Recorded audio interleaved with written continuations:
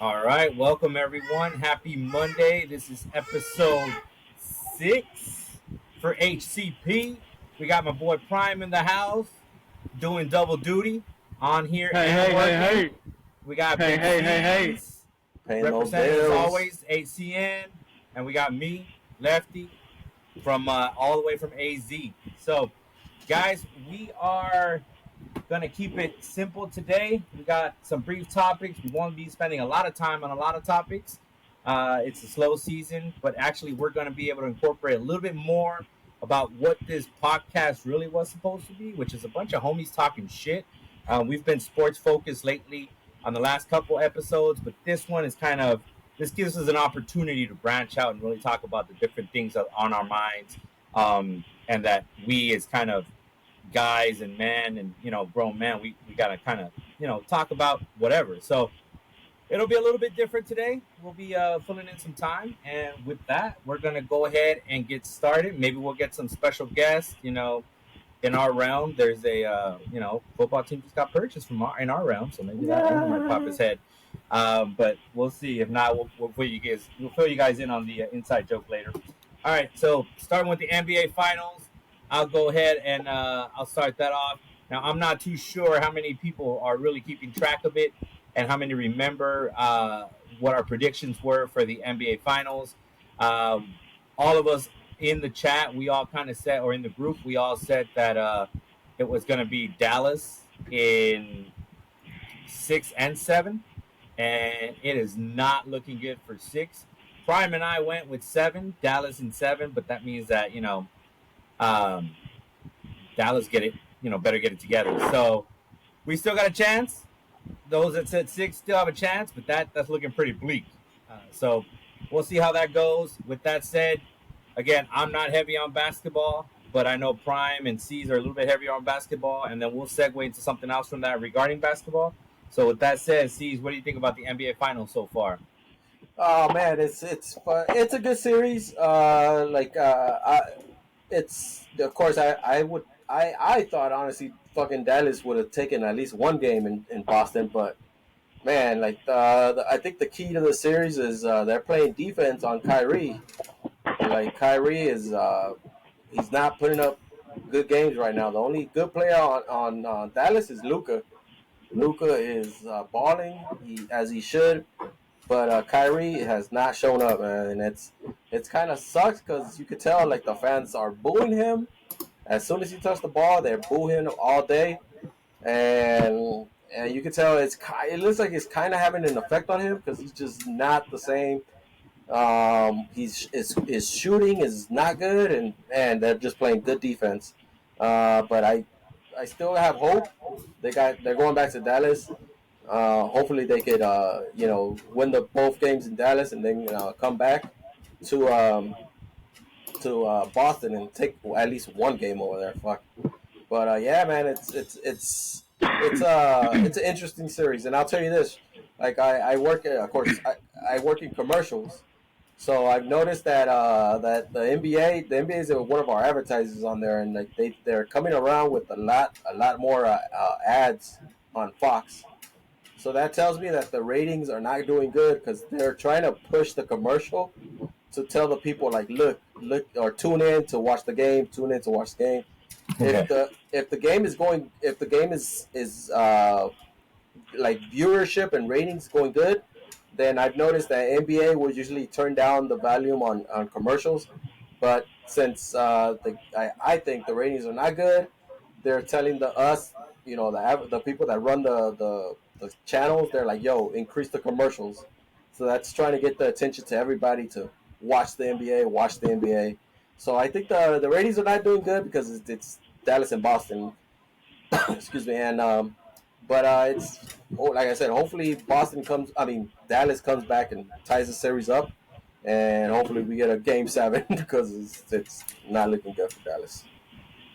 Prime, what you think, Prime? Oh, one more thing, sorry, Yeah. Oh salud. yeah, yeah. You know what? Before we get any further, Cheers. sorry, Prime. I know you can't. You're on the job. Yeah. Um, Sees what you drinking today. I Oh, got a straight up Jack Coke. I mean all Jack, right. straight up Jack, baby, straight up Jack. All right, I got some wild turkey, some rare breed, barrel proof today. Okay. busting that open today, trying it out. So salud. And I told Prime off air that, man, you need to get one of those little Stanley fucking tumblers and shit, and just fill that shit up with a little margarita and shit. Act like There you go. act like you sipping on water, and you just, come on, Prime, man, dang, Oh bro. yeah. Oh yeah.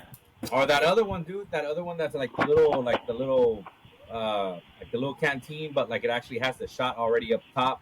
It just looks like you're just drinking water. Like it's different Yeah. compartments, Like if you wanted to drop the shot in, you could. If not, it's already stationed there. You just drink that. No, Well, we're not trying to get prank fired. we'll figure it out. We'll figure it out. That's the I'm last good. thing. I'm good like that. It is all good though. I appreciate you making time for us, Prime, especially when you're pulling double duty. Yeah. All right, Prime. Well, So what you got on this My series? thoughts about my NBA Finals. It feels like the Mavericks are not tough, man. Celtics are just punching them in the mouth, and they're not putting a good fight. Where the toughness goes. Celtics are blocking everything. Jaylen Brown, the other player White, Porzingis blocking shots. Yeah, so I just want to know where did the Mavericks toughness go? They're getting blocked right at the rim. They're going for dunks. They're getting rejected. Kyrie has been. They say he's 0-3 now since stepping on Lucky, the Celtic leprechaun. Mm. Now he's back. Now he's back, going back home. So I just want to see a little bit of toughness from the Dallas Mavericks, and even if they meet their aggression, they'll be a better team. So I predict the Mavericks will win Game 3 on Wednesday. Yeah, we're really Lakers fans, so we don't really give a shit about the Celtics. So fuck the Celtics all day. I would say that I don't know if you saw the game, Pun and Sergio. That last play where I think they got a Game turnover. 1 or 2? No, Game 1 or 2? Game two. It's game 2. Okay. The last play where dude was going up for a dunk and he got pushed in the back, and they didn't call it. It's like, come on, man, that's an obvious fucking push in the back, and and they were down by 5. So if you would have made that shot, they would have been down by 3. So, Yeah. but it was It's the finals. It's the final. I was like, dude, that was a foul. Like he got pushed, Yeah. and then he jumped and he missed the dunk, but he Yeah. blocked it. But it's like, dude, you got to call that. Like, it's an obvious foul. Yeah. You got pushed. Yeah. Like, I hate that, man. I didn't watch Game 2. I did see the highlights, so I did see what you were talking about. Yeah. I did watch Game 1 though, but Okay. I was really disappointed, and I think I didn't know if I was looking at it correctly, but Prime, you're right. I think Game 1 they were really they were outmatched in terms of physicality in Game 1. Mm-hmm. And then just to kind of touch base on what Caesar brought up, Luka compared to Kyrie. First game, Luka put up 30, and Kyrie put up 12, and then Luka put up 32 in Game 2, and Kyrie only put up 16. And in both of those games, not that I'm not sure if it matters or not, but I don't think PJ Washington's supposed to outscore Kyrie, and PJ Washington outscored him in both games. Yeah. So that's probably not going to be helpful in terms of what Dallas needs. I think Dallas' game Wednesday, even though it's not really a losing you're done game, but I really do think I'm with Prime. I think they're going to win it just because it's a do or die. Like if you don't win this game, I mean that means you got to pop off 4 in a row, Prime. Yeah. Yeah, you got to pop off 4 in a row, and I mean if you're not being as physical as the other team, dude, no matter how good you are, you're probably not going to be able to pull 4 in a row. So, yeah, that is interesting, and I do agree with Prime. We're LA guys. I'm not too much of a Laker fan. I'm going to lean more towards the Clipper side. But just like I said before, I root for the underdog. But yeah, we're not really too invested in Dallas. I guess we're choosing them over Boston for sure. Especially because it's the West versus the East. So yeah, and I'm telling you, it doesn't look good. I believe it doesn't look good rating wise. So it's what the NBA is. And Drew Holiday, he takes center stage, man. He is a difference maker. Yeah, the thing about Boston, they got a bunch of underdogs or like unsung heroes, like fucking Holiday and White. I forgot his first name. Yeah, exactly. And that's where Oh, the no. Milwaukee Bucks. Here we go. The Milwaukee Bucks. Oh, look at this guy! Oh! What's going on? What's going on? Dun, dun, dun, dun. Yeah, look at What this up? little We got okay. Commish in the house. On vacation and still Poolside, doing Poolside. Can you guys hear me? Hell yeah, we can hear you. Okay, for sure. I wasn't sure. I don't got Poolside. I don't got no headphones, so. Oh no, we can hear you, homie. First, you have a seat. Hey, look, we can hear you, and it sounds like, or looks like you won't get yelled at today for being loud. So by all means. Oh no, yeah. Yeah, I'm over here at Italian restaurant. We're about to eat dinner right now. Hey, Commish, tell the people where you at, man. Tell Commish. Tell people what. Right now we in TJ. We in TJ right now. You know, high end TJ right now. We have the Are you eating the world famous Chinese food at the Hong Kong? Yeah, I wish. Shit. I wish we were in Hong Kong. Oh. I heard they got some good. I heard they got one of the greatest Chinese foods in the world there. Yeah, they do. Commish, how long you out there? Tomorrow I'll come back. I'll back in later tomorrow. I've been here since Thursday. Oh, okay. Oh, damn. All right. We're in Hard in the paint. We're in Rosarito for a wedding. Oh man, did we just lose Commish? Nice. How was that? Oh man, it was amazing, man. It was amazing. Good times. All right. Then we came down here for Monday, and I went to go eat earlier, and then room's nice. Okay. Kate's got the Kate Tower at I forget the hotel's name. It's really nice. You guys see it? Yeah. All right. Just on the little We're walkway. gonna have to get your thoughts eventually.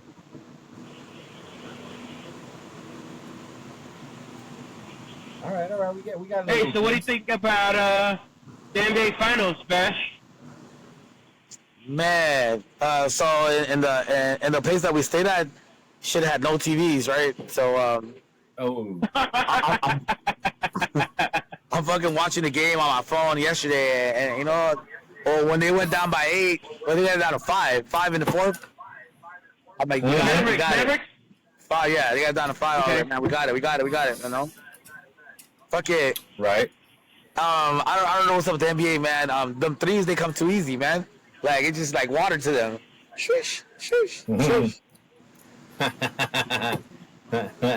the game has changed. Yeah, Definitely has changed, man. Did you end up seeing that? Did you end up seeing the that push in the back that Caesar covered earlier in that game when they were down by 5? Yeah, he covered it already. Yeah, man, that was the push. Yeah. Like, his run to the hole. I was like, that's when they were down by 5, and it would have been the 3. People Washington got his ass raped on that play. No call. No call. Yeah. What did Caesar say? Yeah. So he was saying the same thing. He felt like that was a no call that should have been called. You know, that could have made a difference, especially being down 5. They would have been down 3. You know, that kind of changes the way the game rolls out or rolls down the last couple of minutes. So I was telling him I didn't watch the game. I watched the highlights there. So I did see what he was talking about. I did watch game 1, but not game 2.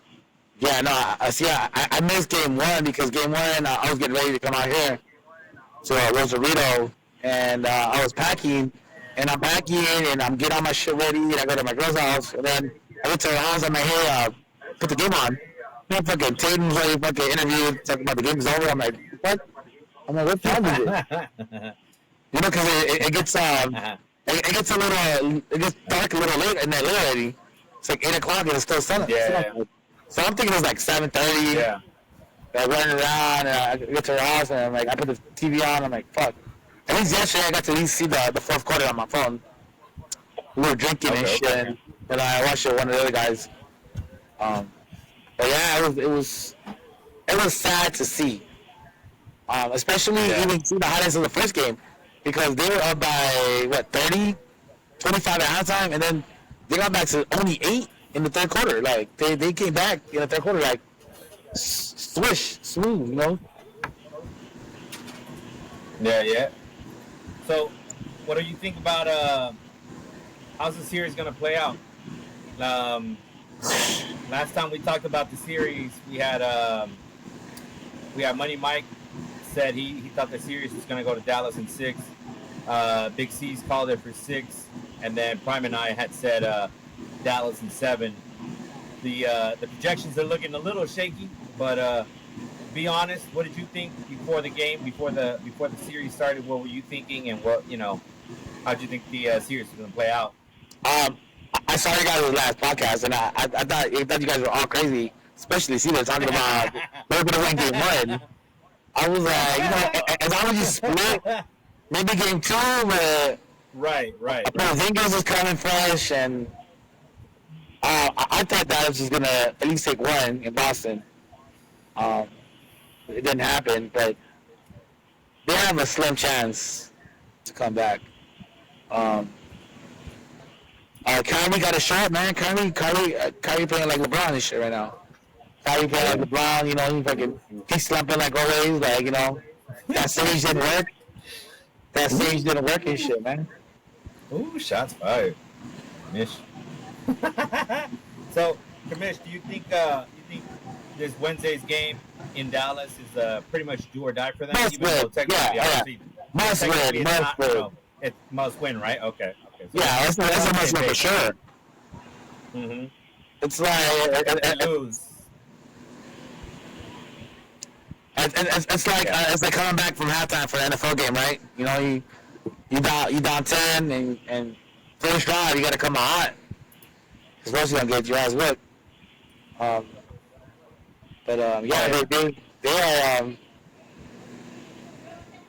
They need everybody else to play Lively and PJ Washington. They need to get fed the ball more. But like I said, they're triple teaming fucking Luka, man. Triple teaming his ass. Hey, he still put up 30. I know. The rest of the team ain't doing anything. That's what I'm saying. Game 1, 32. But the triple teaming his ass, so he can't pass the ball. So every time he tries to pass, it was like that turnover. I usually didn't see the game, so they were down by I think 8, probably with 8 minutes left, and then Luka got caught in the backcourt, and he tries to throw the ball to Kyrie. Throws the ball away, they come out and shoot a 3. They up by 11 again. I'm like, fuck. Yeah. Okay. All right. He's getting beat up. But I don't know. Yeah. I got you. Hey, so Kamish, tell us how it feels to be the owner of the Dallas Cowboys. The Cowboys, man, damn, I know, man. That was a good pick, my girl here, she over here leaking shit, That was good, Kamish, man. You looking sharp, dog. Yeah, man, it was good, man. Yeah. It was good, man. Good times, man. Good times. No, but Kamish, what's up? You got your reservation right now? How much time you got left and shit? I'm on today. Today I'm leaving. I'm a TJ right now. We're in Rosarito. No, your food reservation. Restaurant reservation. Oh, shit, yeah. I ordered some chicken and some salad. Hold on, let me see what's going on. My girl said I can come out. No, the chicken strips? No. Here are the chicken strips. No, because if you gotta go, man, we want your comments on I'm gonna let you guys go right now for a second. Yeah, he's breaking up. I was just trying to check in with you guys. Well, you chicken strips. Let's see. Go back outside, fool. Go eat your chicken strips and your spaghetti without the sauce. Chicken tendies. Chicken tendies. Oh, there goes. Hey, there you go. You break it up, dog. You break it up. You gotta go back outside. I'll break it up. You got no reception. Yeah. I They got go to celebrity Reno. guts. They got bad reception down there, fool. They got that Metro PCS reception down there, fool. Go outside. He said that Metro. You got that Metro Paisa fucking reception down there, fool. Go outside. For I'm those, gonna all right. You got the Metro Chuco. I'm gonna share. You got that cartel. You got that cartel reception. You got to get that cartel reception. You got to get the cartel reception. Yo, so I'm gonna go ahead and share with the world what us homies are talking about, and that's the infamous leaked picture right there. That's Commish. Look at Commish looking all. Look at Commish looking all. Wow, damn.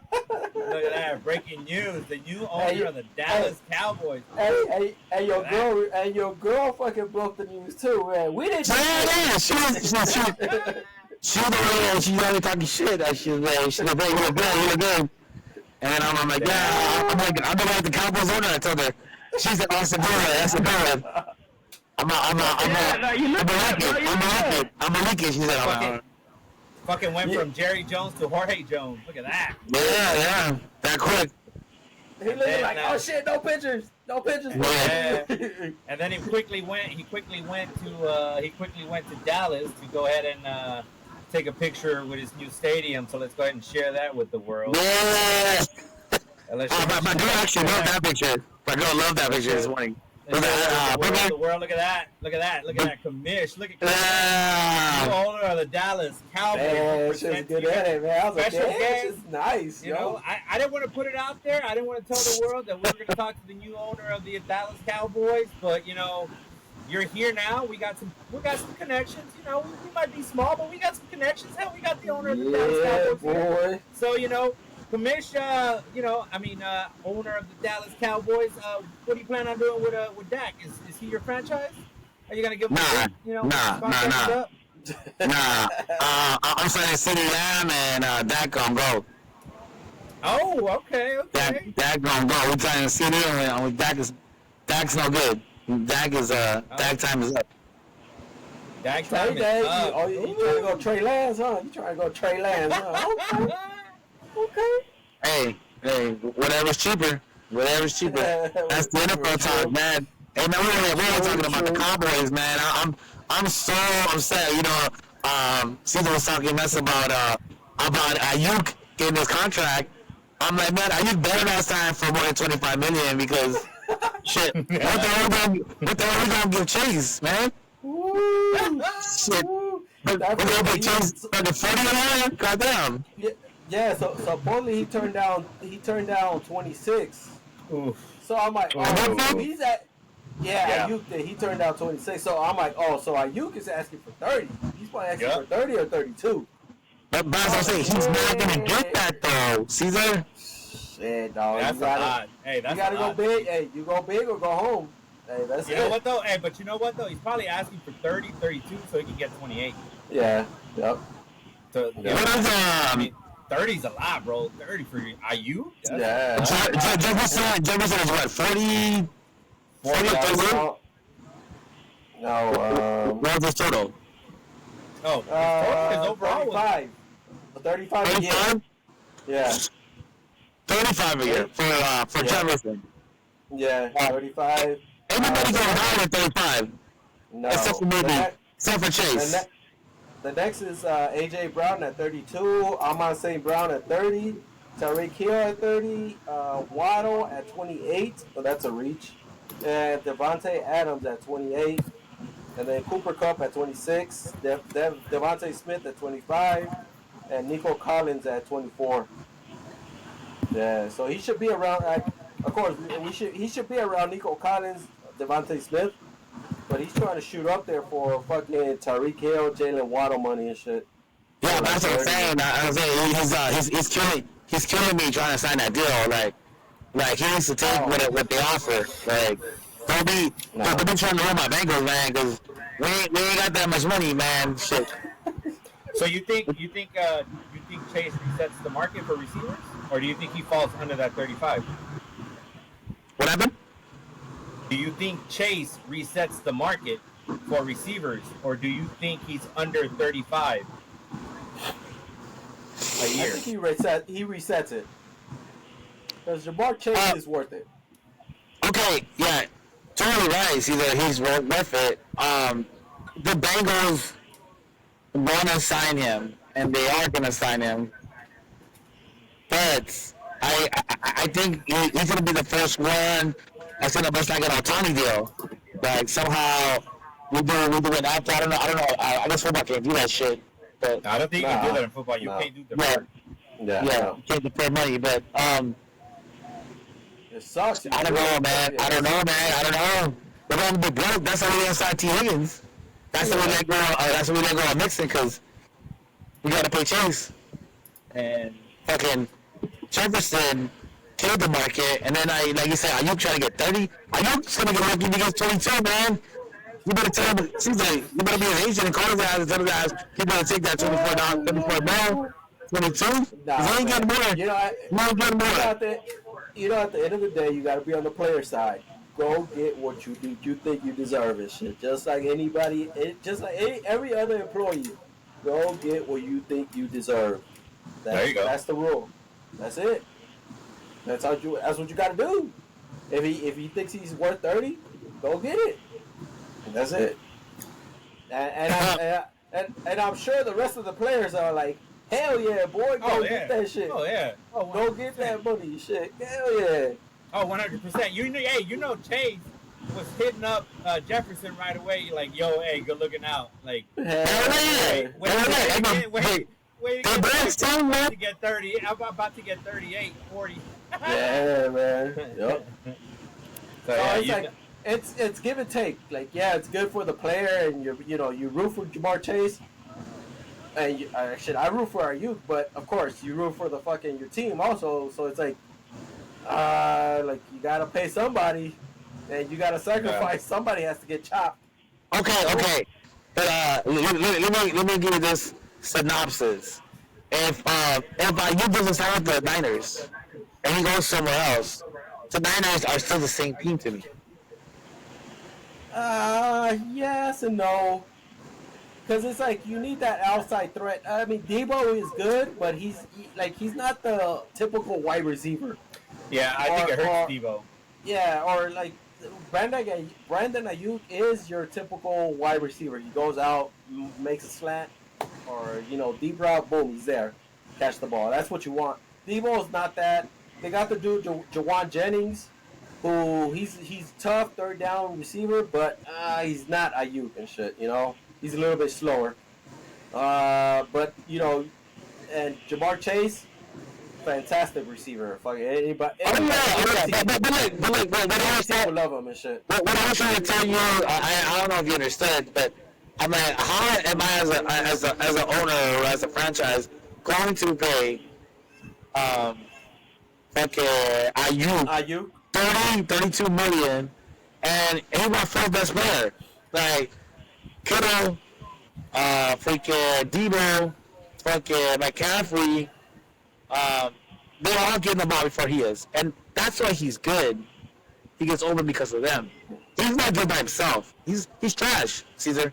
He's trash. Sorry. Hey, but hold on. I like Kittle, but Kittle seems like he's on the downslope side of his career now. Yeah. I mean, I think you might be carrying his name a little bit too far in terms of talent. Like he's not what he was. As far as taking away looks from and opening things up for IU. I think that was maybe 2 years ago. I think now, if anything. But Sergio, out of all people, you know what a tight end does. A tight end's gonna go down. Yeah, he's gonna go down and block. He's gonna go down and probably get somebody else open. So he's blocking. Yeah, he's getting that Ayuk open. Like Oh yeah. That's the big part about a tight end. Well, you're talking about the Niners tight end is a superstar, man. He commands a double team. That's why Ayuk is open. That's what I'm saying. Like I don't think Ayuk. And he was with the Dolphins. He's not a Tyreek Hill. Not even close. No. So you're trying to get Tyreek Hill money? Get out of here. No. You don't get 20 million next year. That's it. No, listen. I don't think Ayuk is worth what he's asking for. I'm just saying. I'm just saying.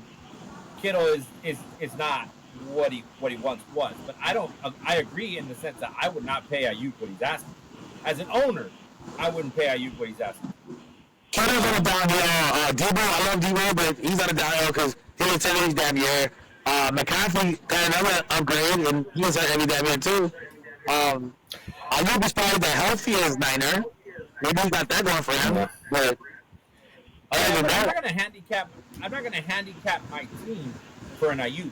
Now I'll handicap my team for a Jefferson and a Chase, yeah, right? that's what I'm So that saying. means like now I have to make sure I hit on my rookies so that I can extend that money and make that money stretch because I've got talented players on rookie contracts.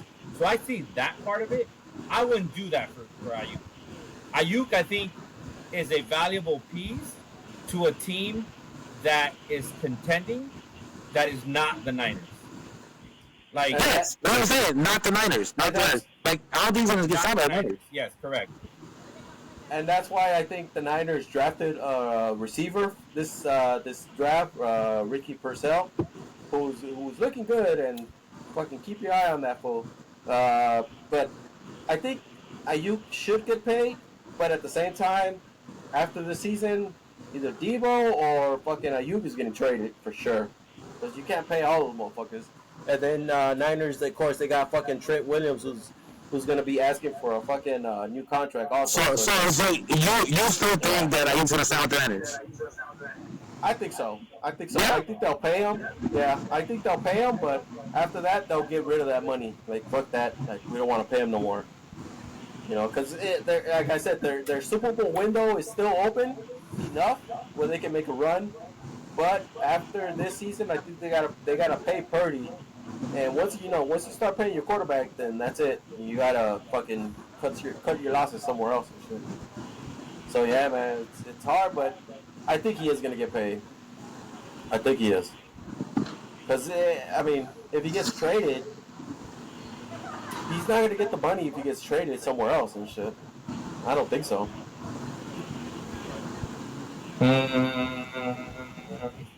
Like, I mean, where can he go? Like, who has money? Like, I haven't seen a salary cap. Like, I know the Bengals had a big salary cap last year before they signed Bell. They probably had the most money available. But now they signed Bell. Now half their money's gone. Now you got to sign Chase. Um, the Giants got money, maybe? Not even. They just had Daniel Jones for like 22 million years like that. I mean, some teams have money. I mean, we just don't know right now. Fucking off the top of my head, we gotta search that shit. I'll tell you right now. Hold on. I mean, You the know- only thing the only team I can remember is probably the Saints. I think they had some money. Patriots have the most going into this year. Into next year is different, right? But Patriots have the most at 46. Commanders, Lions, Cardinals, Raiders. Commanders are a team to look out for, because they got Magic out there. They didn't sign. What's his name? Number one. They what did they get? Well, dude, They got Daniels. well, think about it like this. Jalen. Jalen, yeah. If anyone is interested, if I were these two teams, I might be making a push for Ayuk. The Lions could benefit from an Ayuk. And even the Cardinals. You bring in a nice, solid receiver to go along with Harrison Jr. I mean, that'd be a good fit. They both have the money. I don't think the Niners will make an in-division trade and shit. Well, They won't give the rivals their to the Lions, though? weapons. You don't think To to the Lions? Lions, if they because it's Oh no, the Lions got money. They just signed St. Brown and got Jared Goff. They got 40 right now in their contract in their cap. Damn. And next year, however they did it, next year they got 47. If it stays as it is, they got 47 All right, next year, 40 this year. I gotta go eat. No, wait. Hey, What's yo. your thought on the LeBron James? the Lakers. What about LeBron, man? Don't talk about LeBron. The Lakers coaching. What you like? What you don't like? Dan Hurley. I wanted Dan Hurley, and he said no to us. Oh, That's it is, crazy. bro. Motherfucker. Hey, if you can hear us, just make sure that like you jump on like maybe like a little bit later after the podcast is over, so your shit completely uploads. Cool. Even if the Okay, podcast okay. is over, I, we'll hit you up I'll after log in we're right now. done, so you can just jump For on sure, for later. sure. Yeah. All All right, right, man. All right, man. easy dog. Later, Later. man. Enjoy it. All right, y'all. That was the owner, the new owner of the Dallas Cowboys. Guys made a special appearance. Look at that. That one. As we said before, right? This is the homies talking a bunch of shit. That's just kind of a preview as to what I like to call the comadre chat. Whenever my phone's blowing up because we got some shit we're talking about. Man, my phone just be blowing up sometimes. It's just buzzing, and I'm like, fuck, what are the comadres talking about? Because we're just talking about some shit. So that's kind of some of the stuff. Those pictures you saw.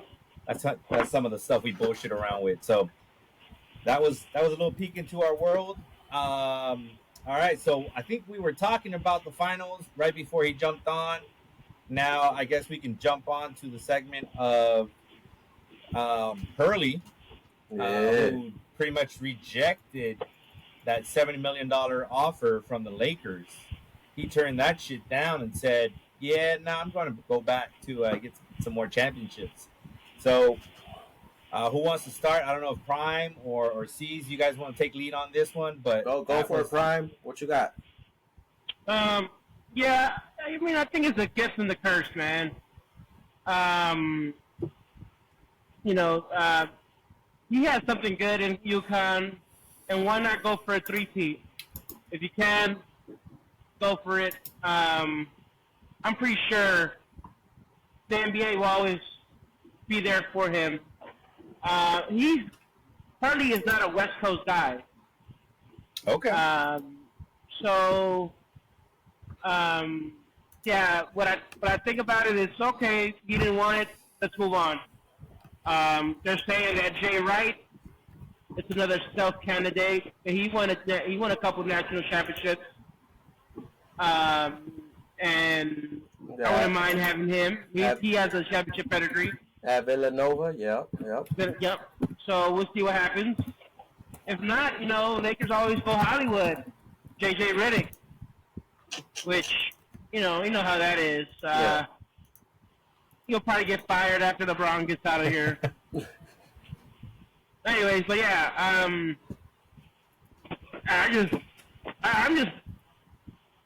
don't care who's going to coach the Lakers. I just want to see what is the new roster going to look like, because we need to add depth to the roster. Prince is not going to cut it. Freaking, what's the other center? Woods is not going to cut it. Yeah. So we need to gather up and get some different type of players here in LA. And I just can't wait till we get a coach. Whatever happens, happens. And if LeBron, I'm thinking more LeBron will stay with the Lakers now, because I couldn't picture him working out with Hurley, man, because Hurley will want to demand, a lot of stuff from him, and I don't think he will, he's 30. What? How many years in the league? LeBron James. It's gonna be 20, I think. Yeah, so he's not gonna be running bleachers for him. Yeah, 20. Yeah. So, in one way, I'm good that. I mean, we gotta move on from LeBron James, man. Period. Yeah. I think, but with this Hurley not signing with us, that means 2 more years of LeBron James in Los Angeles. And like I think that's fine too. LeBron is still good. Like, I'll give it up to him. But the problem is LeBron on the Lakers is like fucking A1 and shit. He's the main fucking scorer. But of course LeBron is up there in age, and like, fuck, you kind of need LeBron to be your B scorer, and they need a scorer. And LeBron keeps pushing up like Anthony Davis, But I'm like, dude, Anthony Davis is not your prime A fucking scorer. Like he's a center, and just let him be a center. He's probably your B scorer, maybe your C scorer. They need a top fucking scorer who could take the load off LeBron James and fucking Anthony Davis and shit. They need a third option pretty much. But yeah, dude, I just looked up Dan Hurley. That fool is from New Jersey. He went to what is it? St. Anthony's High School in New Jersey City, and Yeah, he went to Rome. he went to, so yeah, like you said, he's an East Coast guy, so Yeah. it is hard for like a East Coast guy to come to LA and shit, you know. Yeah.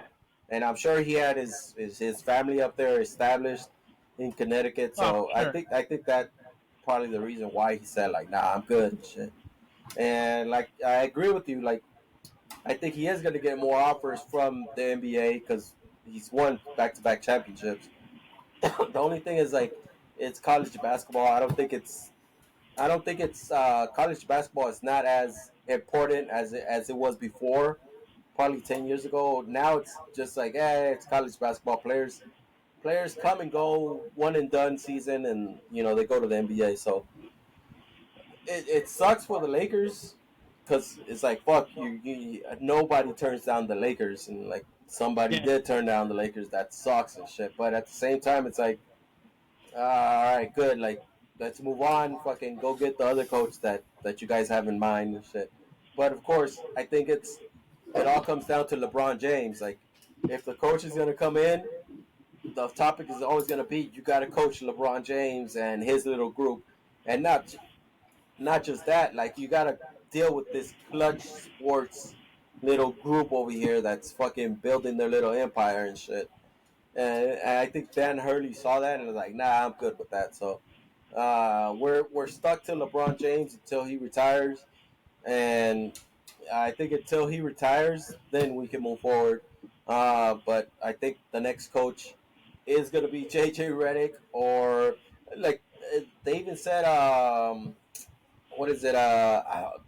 Dark horse, fucking Rondo.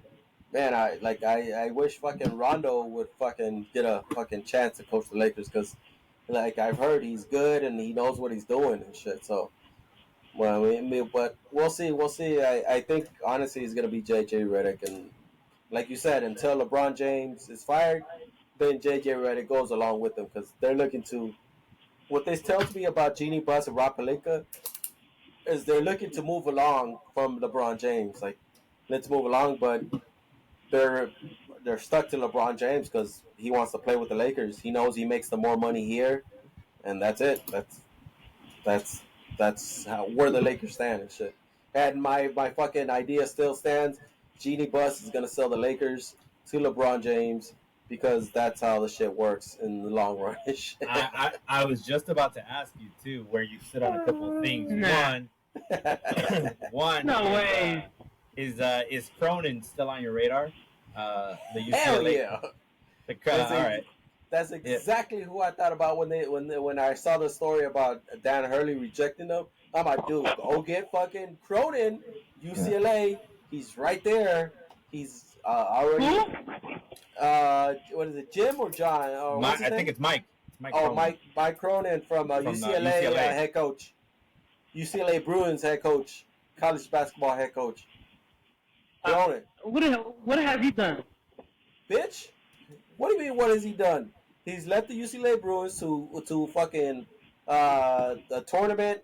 Shit! He has done shit! I don't give a fuck. We need I'd rather have Jay Wright. I'd rather have Jay Wright there than that UCLA guy. True, but of course it's Jay Wright, another East Coast guy who has to deal with the fucking West Coast taxes and everything else about the fucking Los Angeles. Cronin has been here, done that. He's right there, man. Well, and, I mean, not that I want him. I don't want him to leave UCLA, but what I think Caesar's talking point is, like you mentioned earlier, it no longer matters as much in basketball or in college basketball, and necessarily translating to you have to be an amazing success in college basketball for you to get a chance in the NBA. I think is kind of what he touched base on earlier. So I think I think that's what lines up with what Caesar's saying.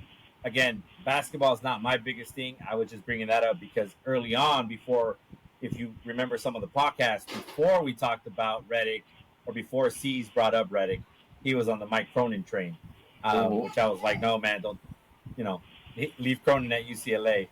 Um, And I like Cronin because he's developed some college players to play ready NBA players on his team, and I like that. I like, but like I said, like I kind of don't want Cronin right now because, like I said, he has to deal with LeBron James.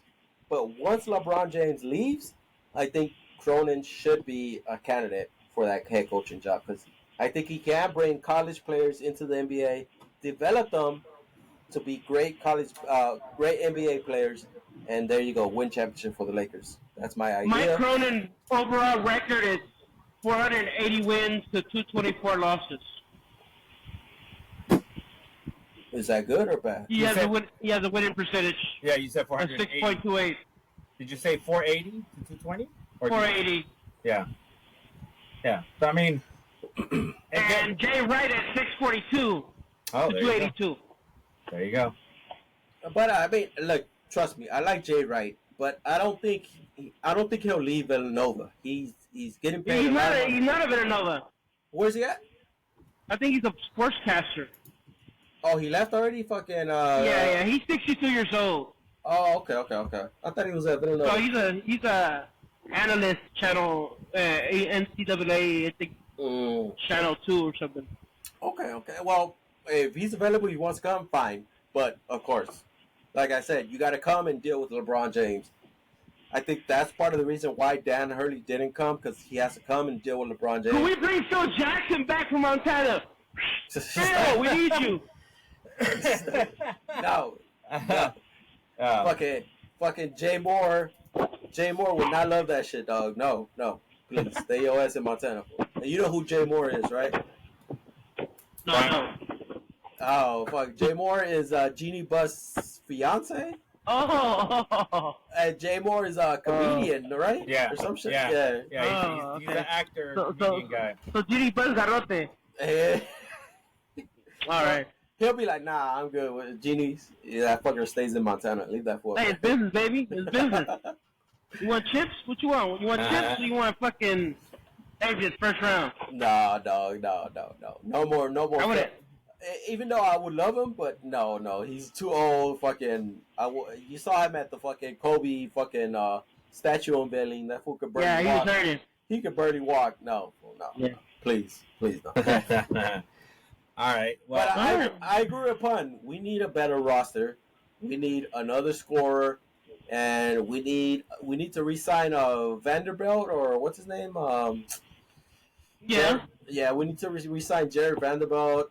Honestly, I would trade fucking Reeves, Austin Reeves. Dude, just trade his ass. Fucking get somebody else, get a scorer and shit. And But when are we gonna be developing our players, man? When we need to develop our fucking draft picks that we grabbed. You know, we need to develop them. No, because in the NBA, you either got to be the top or you got to be the bottom. You can't be in the middle.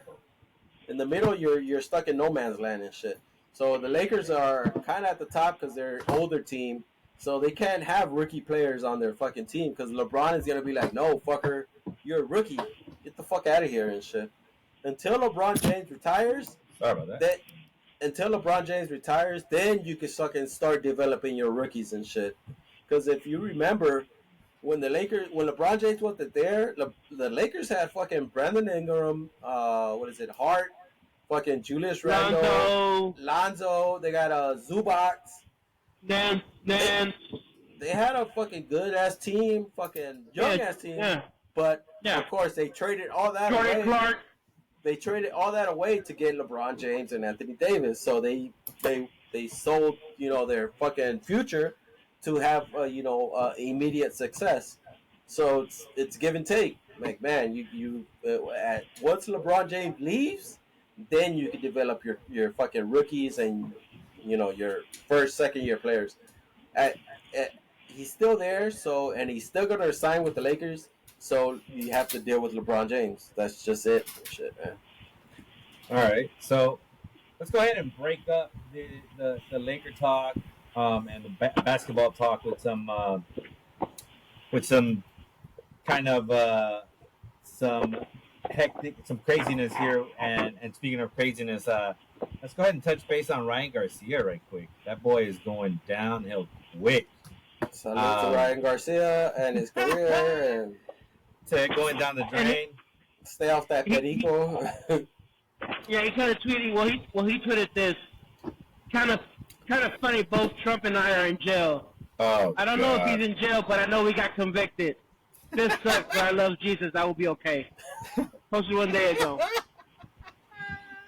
Yeah, there's something wrong with him. That dude. Maybe he's trying to seek attention. He's partying too hard.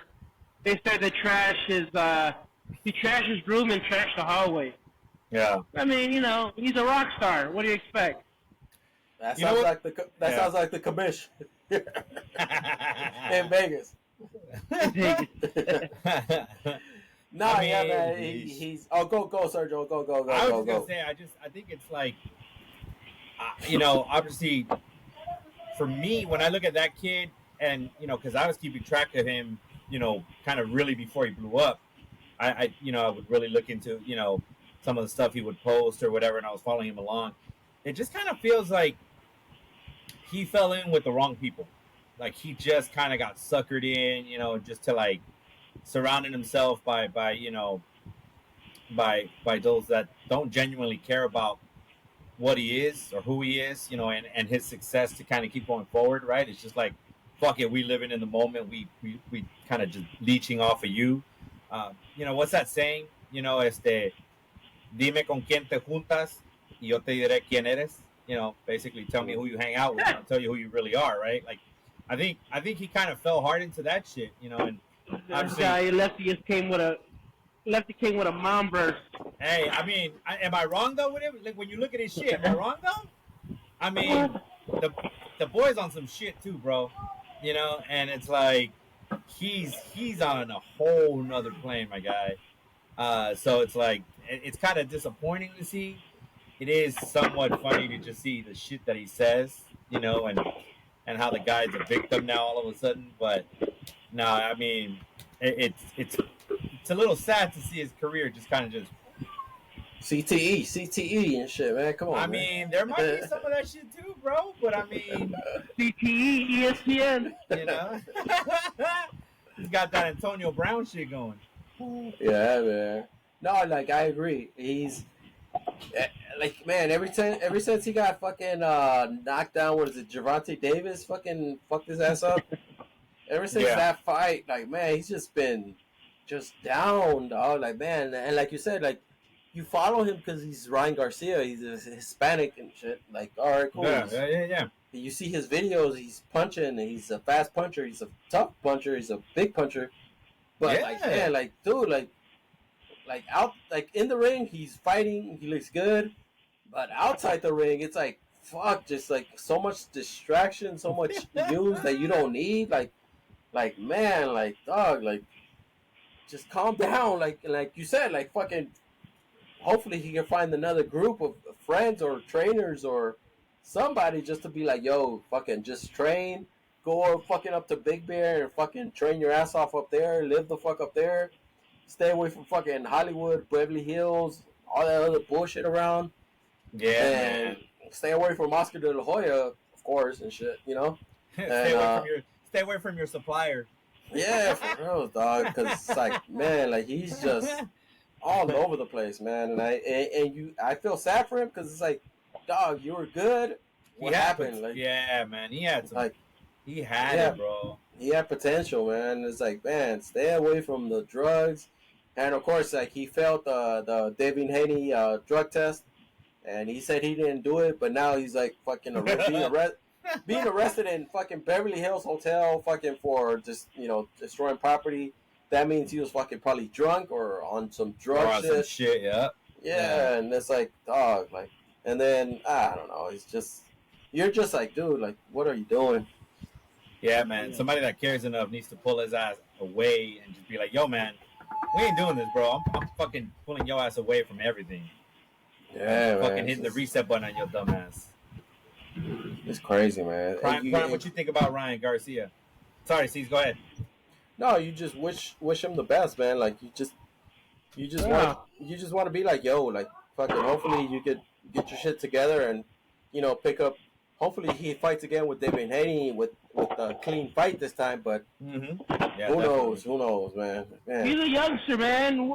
I'm pretty sure you're wilding up at the 25 age, at year 25. At a 25-year-old, you're still a youngster trying to figure life. But hopefully, he He gets his people around him better. he gets his shit together. Yeah. Because Yeah. Like he's Sergio a said, great fighter. he gets his group. I think his group, his circle, he needs to get better and shit, man. Because Yeah. Yeah. that Oh, shit he has around him.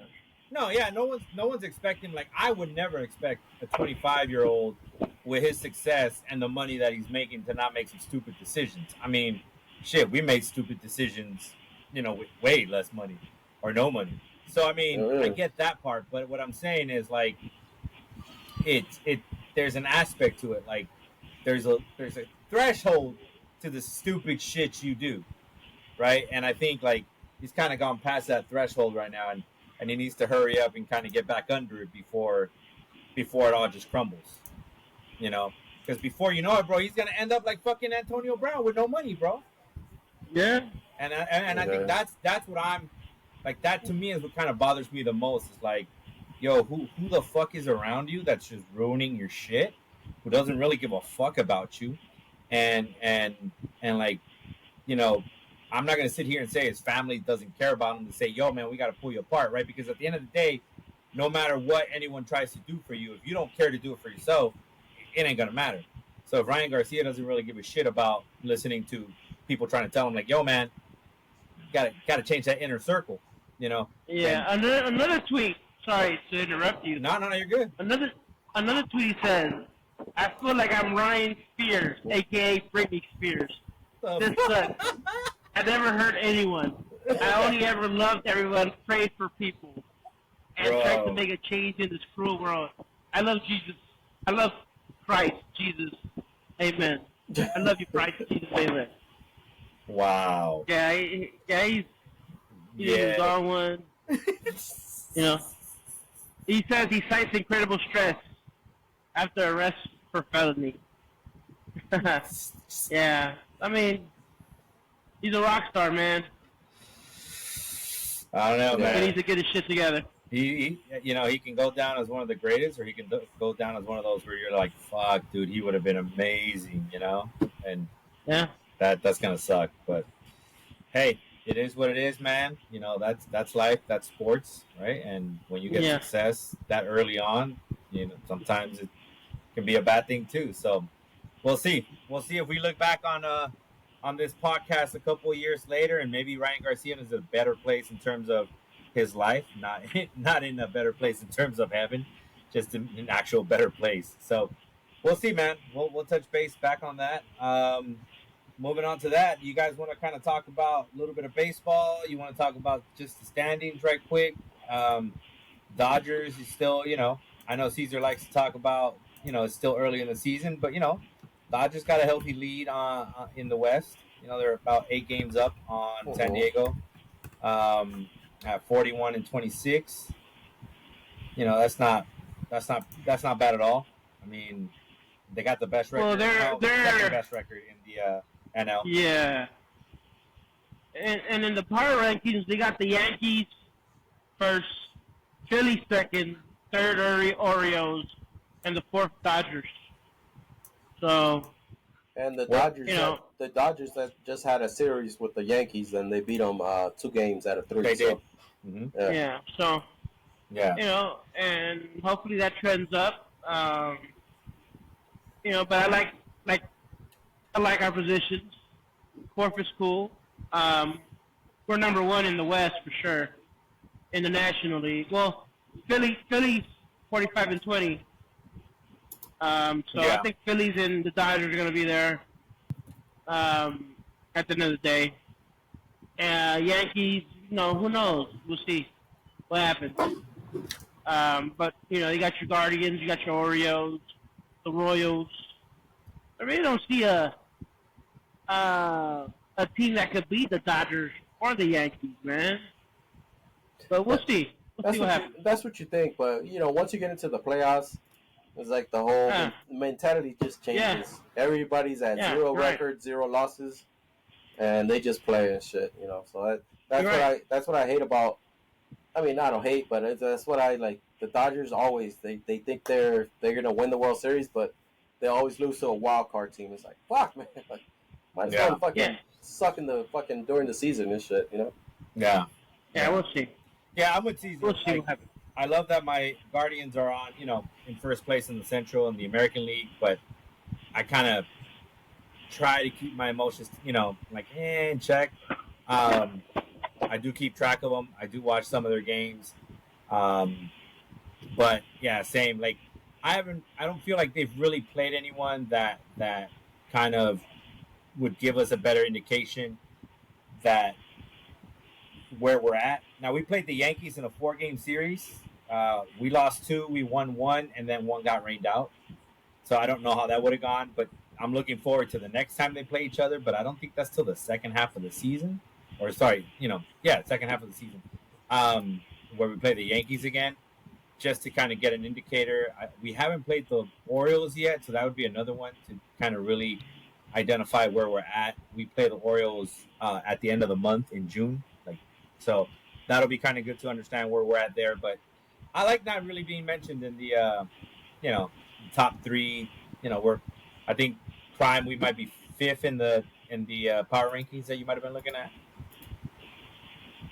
I could be wrong, but I'll take it. I'll take it as it is. But we'll see, man. All-Star break is always a good indicator how the season's playing out. And like you said, right, once the playoffs start, it's a whole different ball game. Yeah, the All-Star game is I think July 11th on Fox. Tune in. A month from now. Yeah, so I think that's when the teams they start turning it up because they know.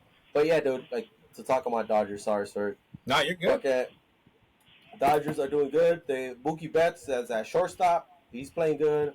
Otani's he's doing all right. He's coming back from injury, but batting wise, he's good. The dude that I want to give props to is T. Oscar Hernandez. Oh, dude, that's a solid pickup. He's dude. racking.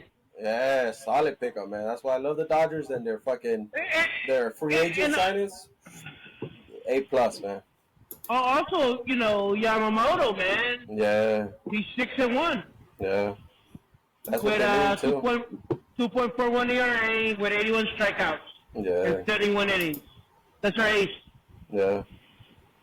That's what you need in the playoffs. You need fucking pitching, man. That's always. So that's good, man. Oh yeah, most definitely. I mean, I think that's what's kind of kept us in our stuff is our bullpen, and our bats kind of came alive. But like the bats come and go, the hitting kind of can run cold, and then you're in trouble.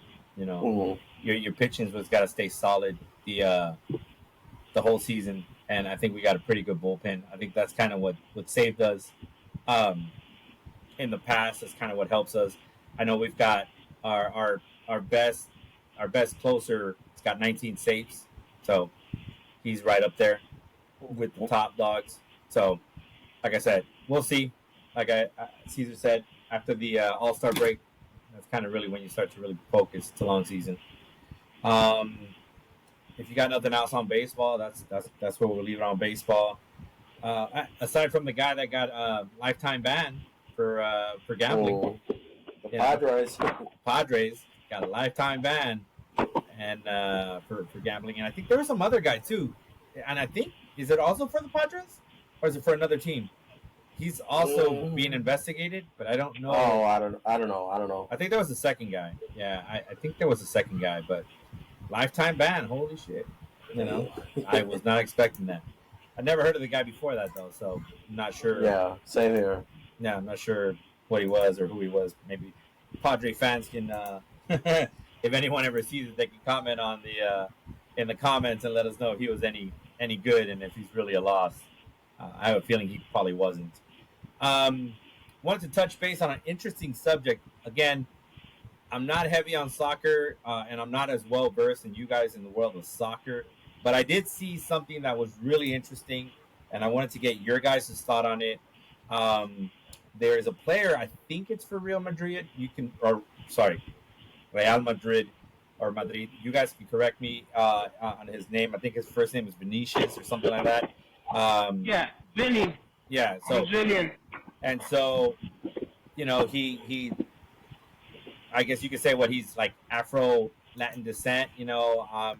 Yeah, And so sounds like he was getting shit. It came up. It was in the news a while back, right? That there was players, taunting him, being extremely racist and vulgar in some of the games. And apparently, in Spain, these guys are have been arrested. So I guess they were charged and were arrested, and they went to court, and they're doing 8 months in jail, and they've got a 2 year ban from any of those games. And I thought it was interesting though because he he was defiant in terms of in a good way. The soccer player was basically calling out the racists, and he was just like, "Listen, I'm coming after you guys. I'm not a victim. I'm coming after you guys, and this isn't for me. This is for everyone that's had to deal with this." I thought that was interesting, and I thought, "Holy shit!" Like a country actually, went and enforced that and actually locked some people up. Like that's pretty well, damn you know cool. why? Because Real Madrid, they play in the capital of Spain. That's where the royals and the Spanish royals live. So Yeah, and that's and that's one of the royals team. So yeah, they had to do something. yeah. And I think that's cool because you know drunk fans go too far. It's Right. not Yeah. necessary, man, to call names. Yeah, you Yeah. can talk shit like, hey, you're weak. Hey, you suck. Mm-hmm. But don't call him no. Respect him first. Don't call him Yeah. out his name. Yeah. Don't disrespect him. You can disrespect him just talking shit about, hey, you suck. Hey, whatever. But just don't throw racial slurs at people. Yeah. That's not Yeah. that's not that's not cool. Yeah. It's, at the end of the day, it's it's a game. It's something we see to enjoy. It's We're entertainment. diehard. It's entertainment. And that's good that they took it to that limit, put him in jail, throw away the keys, man, until he learns his place, man, and I'm happy for that. I'm happy for that. Yeah, I agree, dude. I mean, sometimes we all do and say stupid shit when we're drunk, but that doesn't excuse you from crossing a line. And I'm glad that they took action. And it was actually three guys. I'm just reading the article. It was actually three guys that were arrested. So that's pretty damn cool. And just kind of for quick reference, he said, "I've always said I'm not a victim. I'm an executioner, a racist." I was like, "That's pretty good, man. That's pretty dope." So, Cease, what's your take on this? And did you know about this? No, yeah, I read the article. I remember the incident. I know Vinicius Jr. He's a top player on Real Madrid, top player on Brazil team. He's probably up there, top three soccer players right now in the world. Yeah. So, and of course, like you said, the racial incident was they were making monkey sounds towards him, as a lot of soccer fans do Yeah, to African American players, and that sucks. And it happens a lot in Europe. Yeah, it happens Yeah. a lot in Europe. It happens a lot in Spain too. So, and it sucks because it's like, dude, like you said, it's just a game. Like, the fuck are you gonna, make monkey sounds and shit like that. Like, yeah, you even see fucking fans throwing bananas on the field. Like, what the fuck, dude? Like, Yeah. relax and shit. yeah. I That heard about sucks, dude. that. Yeah. Yeah, yeah. I heard So about it's like, that. but it's good that finally a country is taking a stand for racism and shit. Hopefully, Yeah. hopefully it spreads to other countries and Yeah. it stops and shit. And like hopefully racism becomes outlawed in fucking every fucking country because it fucking sucks that you're just playing soccer and some fucking fan, some opposing fan hates you because fucking you're just playing for the other team and they're making derogatory fucking noise at you.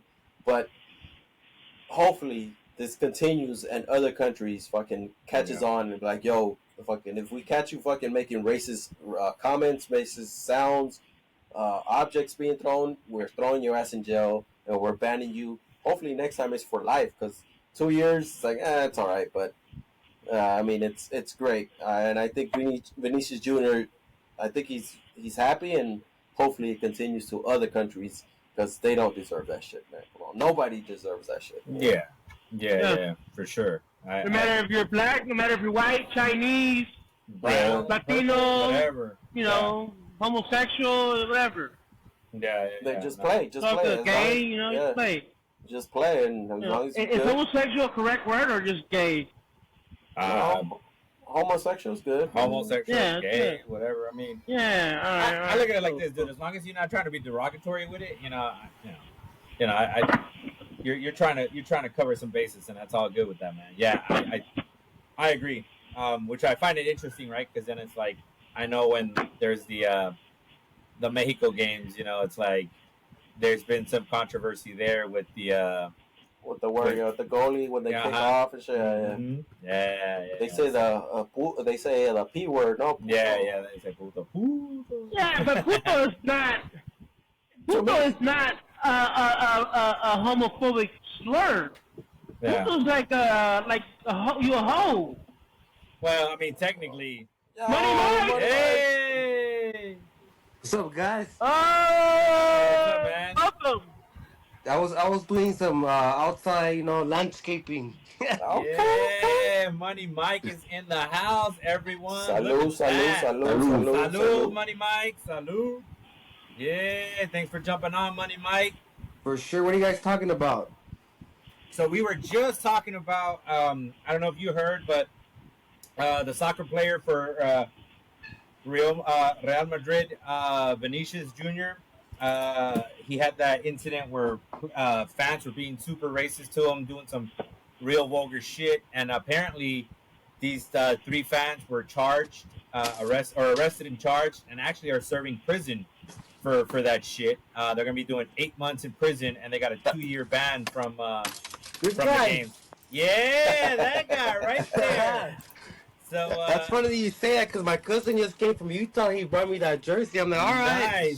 nice. So yeah, so we're just kind of covering. We're like, man, that's pretty cool that Spain stepped up and actually did something about it. And like I said, three fans for, I guess the other club's team was Valencia. So three fans for them have been arrested and charged, and like I said, they're going to be doing some prison time for 8 months allegedly, and they've got a 2 year ban. So wondering if that's going to set a precedent for other organizations, other teams, other leagues to kind of do the same when fans cross that line, especially racially, motivated, insults and things like that, and see how that works out, and how some of the comments that Benicia said, that was pretty good too. No, yeah, it gets it's crazy in Europe with all that racist shit. It's like it's some real racist shit going on over there. Like over here is like just kind of just talk and a bunch of propaganda, but over there, like I know they be throwing fucking bananas at fucking black players and shit like that. Mhm. Like it's That's crazy. insane, bro. It's something else.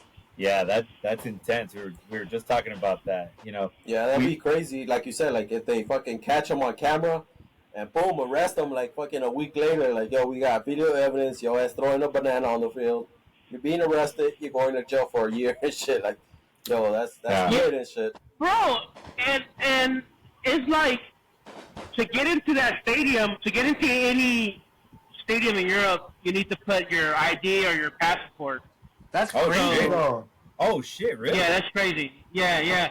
So Okay. when we went to FC Barcelona, we all had to put our passports information in, Okay. Damn. and in order to get into the stadium. When you buy the tickets, they ask you for your name, where you're coming from, and your passport, or your ID, Okay, your passport, all right. actually. So this Yeah, this, this FYI. might actually have some impact, because it's like you can't go in there and Yeah. be like, they don't know who I am. It's like, no, motherfucker, Yeah, they're gonna know no. who you are now. Or you got a fake ID or whatever. you know? Yeah. See, the only bad part with that is that they have too much fucking control now. Like, you can't be fucking around. Like, But they're also doing it for that's the only terrorists too. problem. Like, they kind of say it's like kind of like racist shit. I know racist shit goes on and shit, but like, I feel like it's more control. Like, you gotta put your passport, your ID. They have cameras looking at you. It's kind of like the fans are gonna be robots or what? I know, like, I don't know. It's just crazy. I mean, That's how I see it. I yeah, think they're trying to prevent, like Pun said, they're trying to prevent kind of like terrorist shit. Because I know yeah, they've had a fucking terrorist threats, and of course, like no team fucking wants to deal with the fucking, a terrorist and fucking a bomb going off in your stadium and shit. So I think yeah. it's kind of good that they do that, but of course, like you said, it is kind of bad because like you're giving them all your information, Yeah, Yeah. but at the same time, it's like you're coming to their house though. that's So true. Right. That's true. Yeah. if you go, because if you come to my house, it's like of course I want to know everything about you and shit. That's true. That's Yeah. true. And I think People, everything's a balance, bro. Honestly, like, yeah, the potential for them to like, having all your information and everything, yeah, that can kind of turn dark and you start going down a rabbit hole like, yo, what are they doing with my information, right? But at the same time, like they said, A, terrorism, and B, like, I think there's a threshold, bro. It's like, I think races, I mean, the terrorist threat first, right? And then the other stupid shit that you're going to do, that's kind of next on that threshold. Like, yo, we need to know so we can find your dumb ass easier and hold you accountable. Now, if they're going to use it for other shady shit, then that's different, right? But, like, now that they're enforcing it, it's a little different. Like, I can see the advantage of that. And then let's not forget, we all hear about how intense soccer and soccer fans and fanatics are in Europe. yeah, that's something else. And so it's something else on a whole different level. So it's like, if you can quickly find people for the shit that it sounds like sometimes way more people die at soccer games, in Europe than fans die, in American football games, like even at a Raider game or a Raider Charger Right. game, like, yeah, shit happens, fights go down, but like you see some of the shit that goes down in Europe with some of those fans, like it's intense. So I can see that, and like Caesar said, right, like if you don't like it, then don't come to our stadium. That's true. It's that simple. You don't like it, don't come to our stadium. And if you got nothing to hide, I mean, let's be honest, dude. In this day and age, like, unless your ass has been living off the grid, for like 20 years, bro, your information is out there wherever they fucking want. Yeah. It's like, no matter what you do, unless you've been hiding off the grid for like 20 plus years, they know exactly where you are, what you do, who you are, what you do, what you've seen, what you look at, whatever. At this point, if you ain't got nothing to hide and you're not planning to do some stupid shit at a game, whatever, man, I'll go fuck.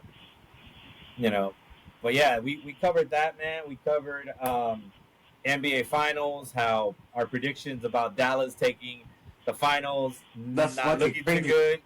Yeah, I don't even fucking know. I don't know. Like, if Yeah. Dallas win the next two and shit and do that number, or they're Oh, gonna shit, you fingers crossed, man. Shit. or they're gonna lose another one and win the third one, and who the fuck knows at this point? But Yeah, this next game, Dallas has to win this next game. yeah, for sure. If It's they do or die. lose, it's over.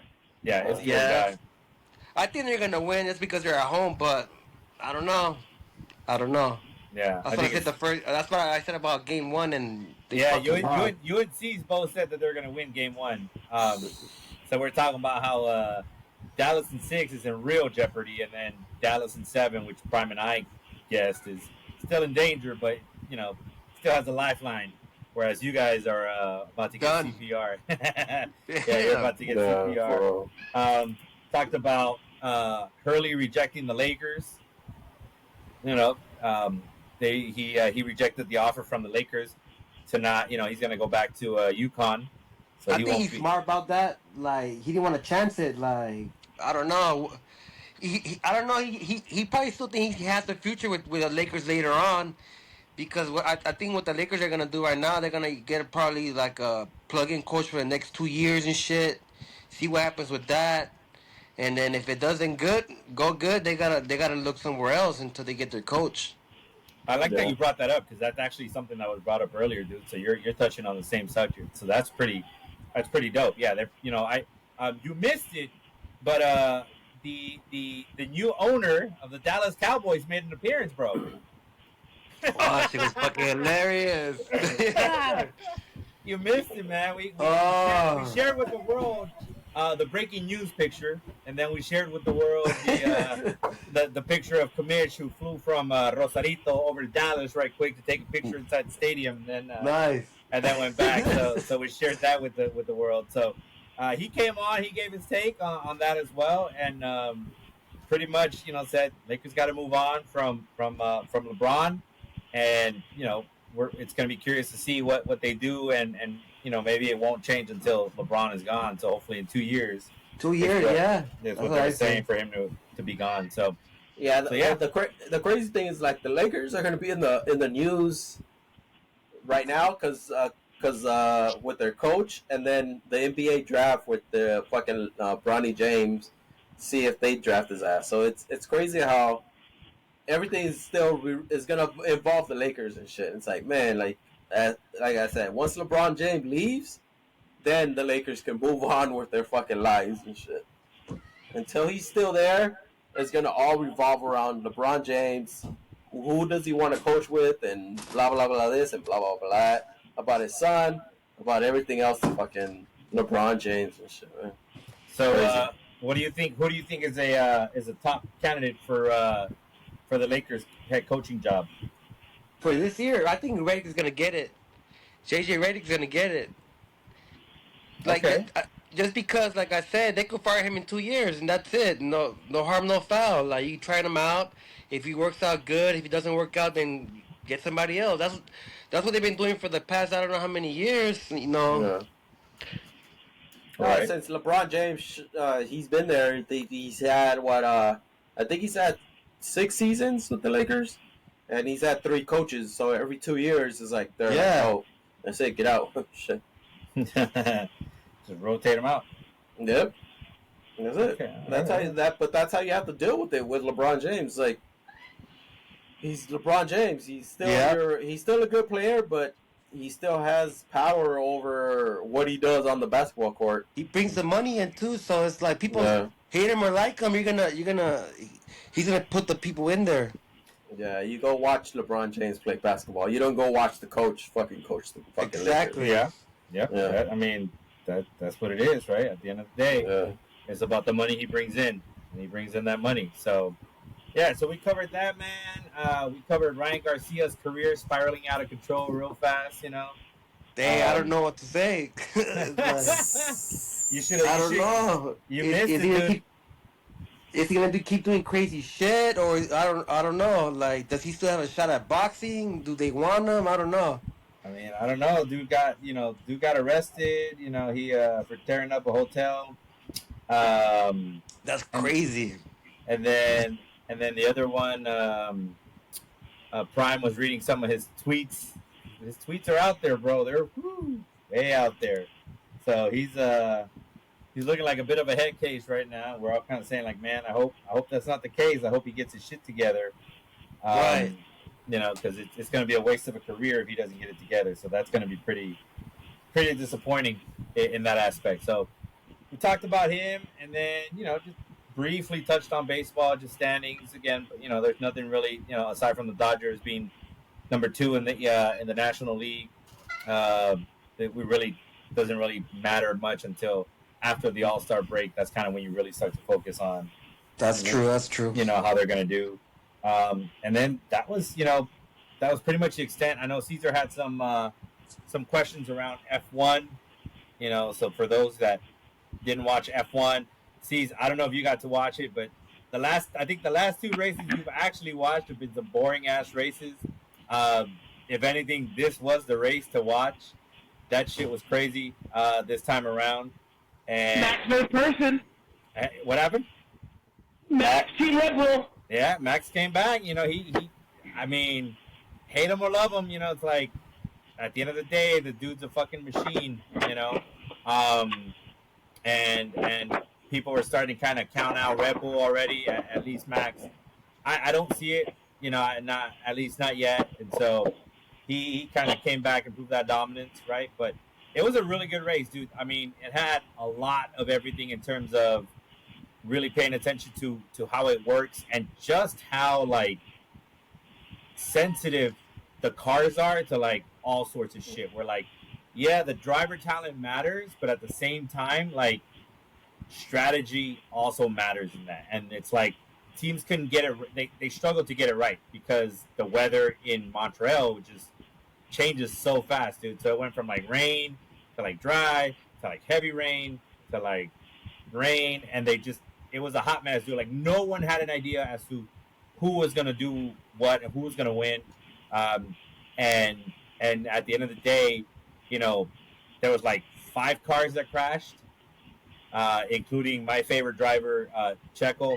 He towards the last, fourth of the race, he lost control, dude. I mean, literally, there was no more rain.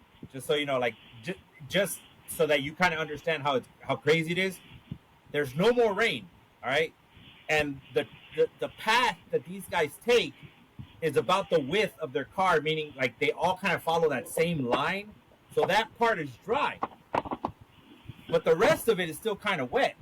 But because these dudes are on slicks, like he just made the mistake of going a little bit too wide, putting that dry, that slick on that water, just spun around, Yeah. and just lost it.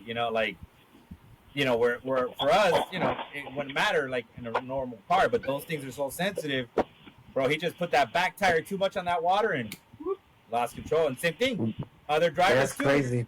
That same thing at the end, dude. The Ferrari, one of the Ferraris was having engine problems. They figured it out, but then they fucked up. Like strategy matters, right? They fucked up. They were supposed to be the top contender for this race. They fucked up because the rain stopped for a bit, and then they brought in their top driver, and they said, no, listen, we're going to put you on slick because the rain's going to stop, and when it does come, it's not going to be that heavy, so you'll be good because everybody else will be slow on their rain tires, and you'll be good to go. Well, they fucked up, bro, because the rain that came was heavy. Damn, that's crazy. So the dude was the only dude on slicks while everyone's on rain tires, and everyone's just dusting him, just leaving him behind, bro, and he's just slipping and sliding all over the track. Damn. So they got to bring him into the pit one more time, change his tires, and by that time, bro, he was a lap down. Like, yeah, that's crazy. Like they just fucked up. It was just bad strategy. It was just bad timing. They misjudged the rain. They thought it was going to be sprinkles. It was heavy rain for 10 minutes, and that fucked up his race. And then their other driver, who had a chance at points, same thing. Put his tire on the wet just for a second, spun out, crashed. That was it. Ferraris didn't get any points.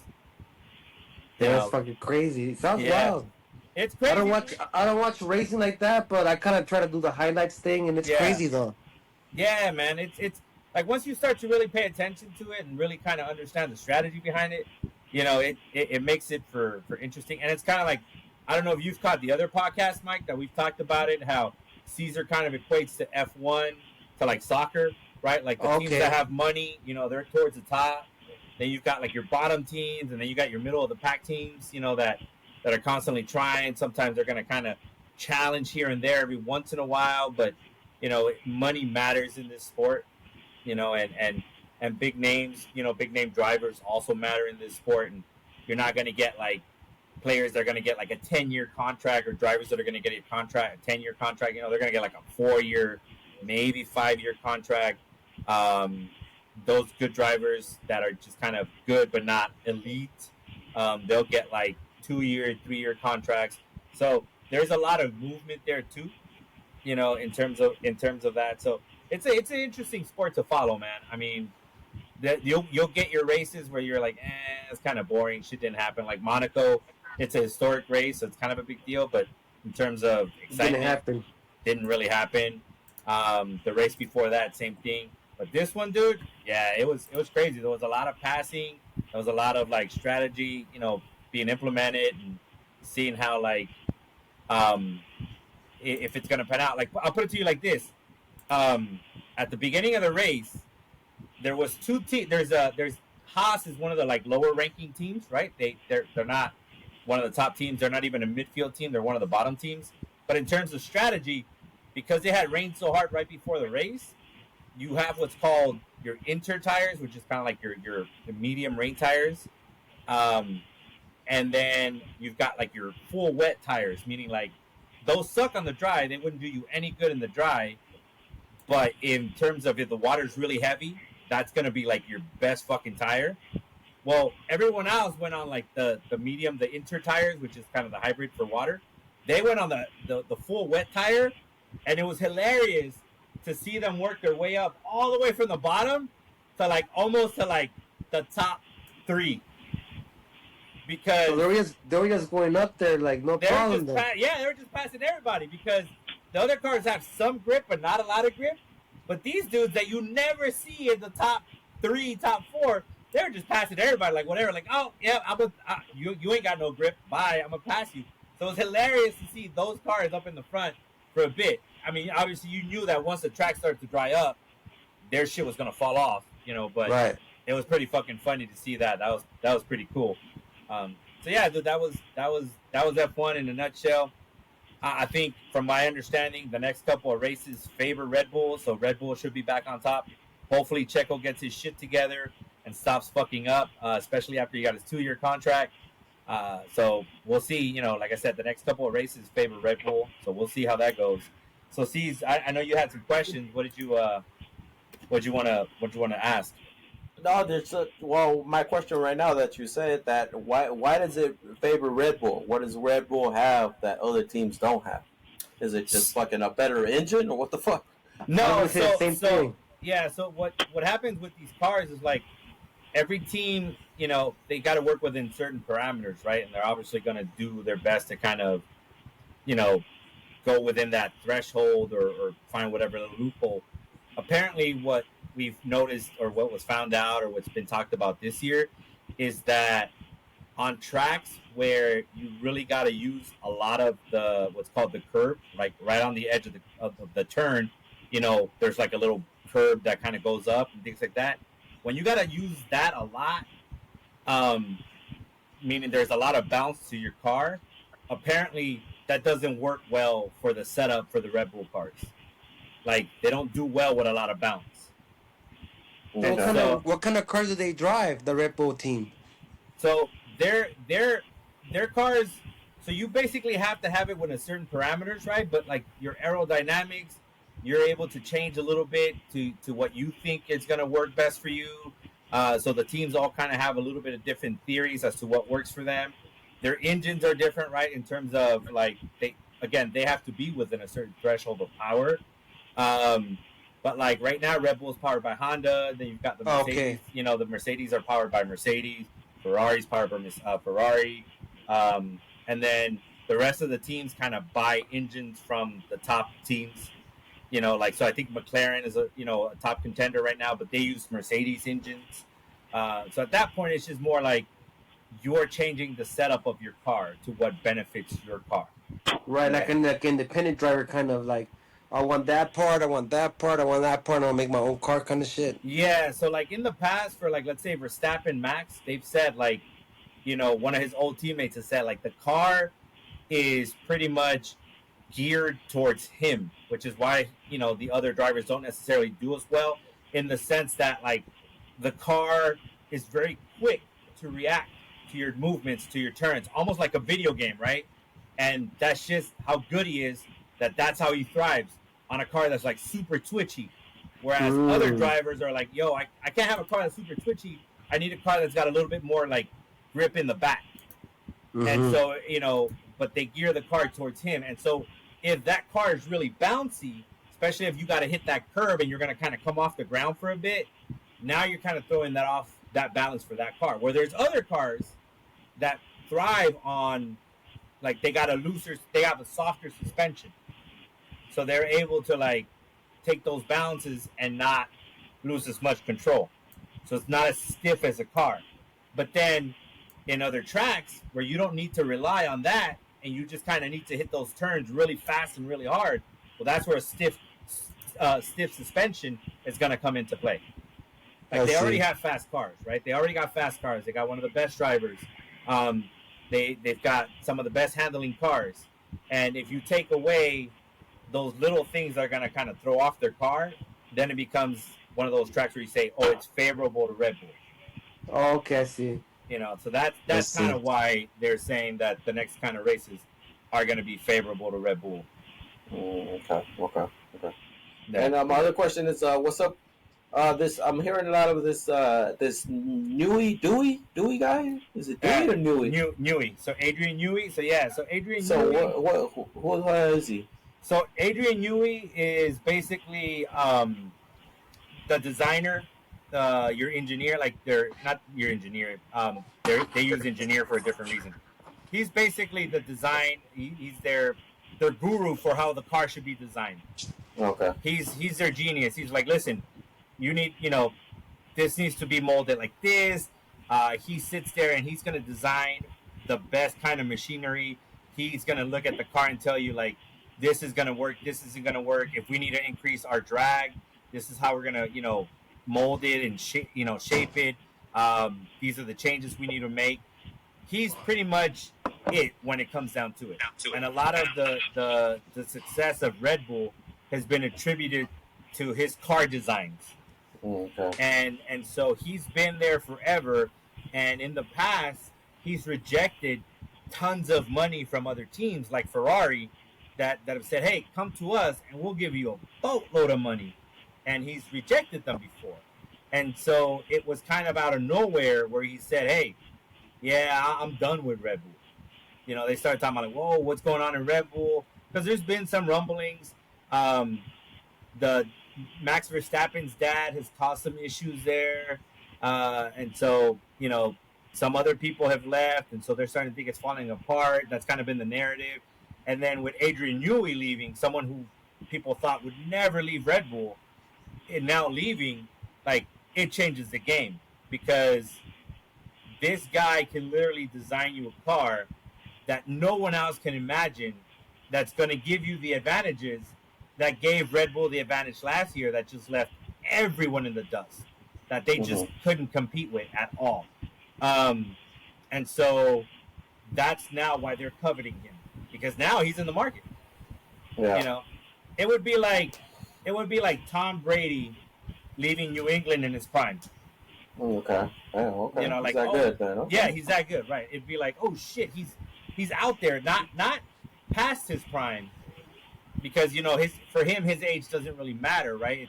His shit's up here, and teams are gonna throw, like, if he says it's gonna cost whatever it's gonna cost, the teams are gonna give it to him. If he says this is what you need to do to the car to make it work, they're gonna do it. It's not gonna matter, right? And so that's the equivalent of him, aside from being a driver being out on the market like that. Him being out there like that is the equivalent to a superstar in any sport, a game, like, once in a lifetime kind of superstar being available in their prime. Yeah. Okay. And so that's why it's such a big deal that Adrian Newey's not coming back to Red Bull. And he starts with Ferrari next year, right? No, he hasn't signed with anybody. Oh, he hasn't. Oh, okay, no, he hasn't signed with anybody. He's still. So he can resign still with. He can, but he said that he's kind of pretty much done with Red Bull. I think he wants a bigger challenge. He is designing a hypercar for Red Bull. So, like, Red Bull is actually going to be designing a hypercar, not necessarily a race car, but a hypercar that is all a hypercar. It's like how you have a supercar like Corvette, like the souped up Corvettes or whatever. Okay. And then your hypercars would be like something like as expensive as a Bugatti, but it's super, fast, it's luxurious, it's rare, there's not that many of them. It's just ridiculous in terms of what a car can be. And, like, that's all his design. Like, Red Bull wanted, they said, this is your baby, make it happen. That's his project. That's kind of his big last hurrah for Red Bull, and that's what he's going to finish. That's how he's finishing out his contract, and then he'll be out and about, and he's willing to go elsewhere. So I think he just wants the challenge of, like, bringing his talent to somebody else to kind of get him to that next step, to that championship, so that they can have that Adrian Newey, like, oh yeah, he made the difference. I think that's that advantage. The person going to Red Bull is Hamilton, so that's one of the Mercedes drivers. No, that's Ferrari, he's going to Ferrari. Yeah. Okay. And he would be the equivalent of Tom Brady going to Tampa Bay. Like, Oh, okay, yeah, okay. he's the GOAT. He's one of the GOATs. He's tons of championships. Um, hasn't been doing much lately with Mercedes, and now he's leaving Mercedes for Ferrari. Even though I wouldn't equate Tampa Bay to Ferrari, right? It'd be more Mm-hmm. like he'd be going to another top competitive team that was just missing a quarterback. Okay, Um, okay. but I don't know. People are split on whether Lewis Hamilton's really going to make a difference in Ferrari to really get his eighth championship or whatever. I Gotcha, think gotcha. so. Maybe why not? It, for who's the best team out there? Like that people Well, right like. now, Listen. right now it's Red Bull, right? But Oh yeah. Ferrari's Nobody been in likes it. Ferrari. No, there's lots of people that love Ferrari. There's diehards because Ferrari, since the inception of F1, has been in it. Like that's the Right. one like company, like brand or constructor that's been in it forever and a day is Ferrari. Ferrari's always been there. Um, but they haven't won a championship in a really long time. So as long as they have a very historic past, they have a lot of success, they have a lot of amazing, famous drivers in their lineup, but they haven't been able to really be much of a championship threat uh, in several years. And they've got two really good drivers, but for whatever reason, Ferrari couldn't get out of their own way in terms of like strategy, in terms of just boneheaded moves, in terms of like their car designs just weren't there to compete with like the top teams like Mercedes or Red Bull.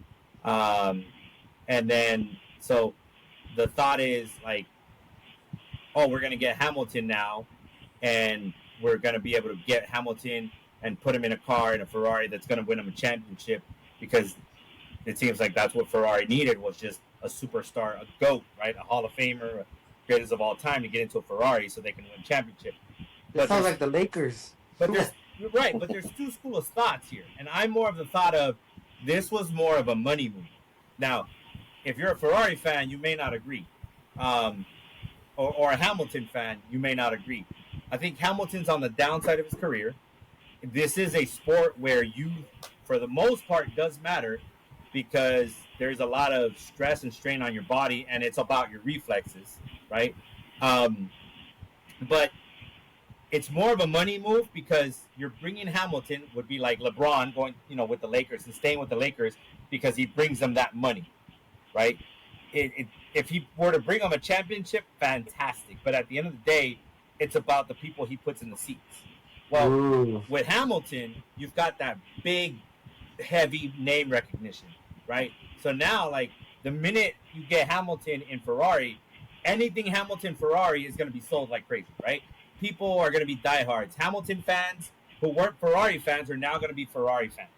Um, and it's like, to me, the reason why I don't know that Ferrari going to Ferrari is going to bring him a championship or he bring a championship to Ferrari is because in Mercedes, his teammate is doing better than him.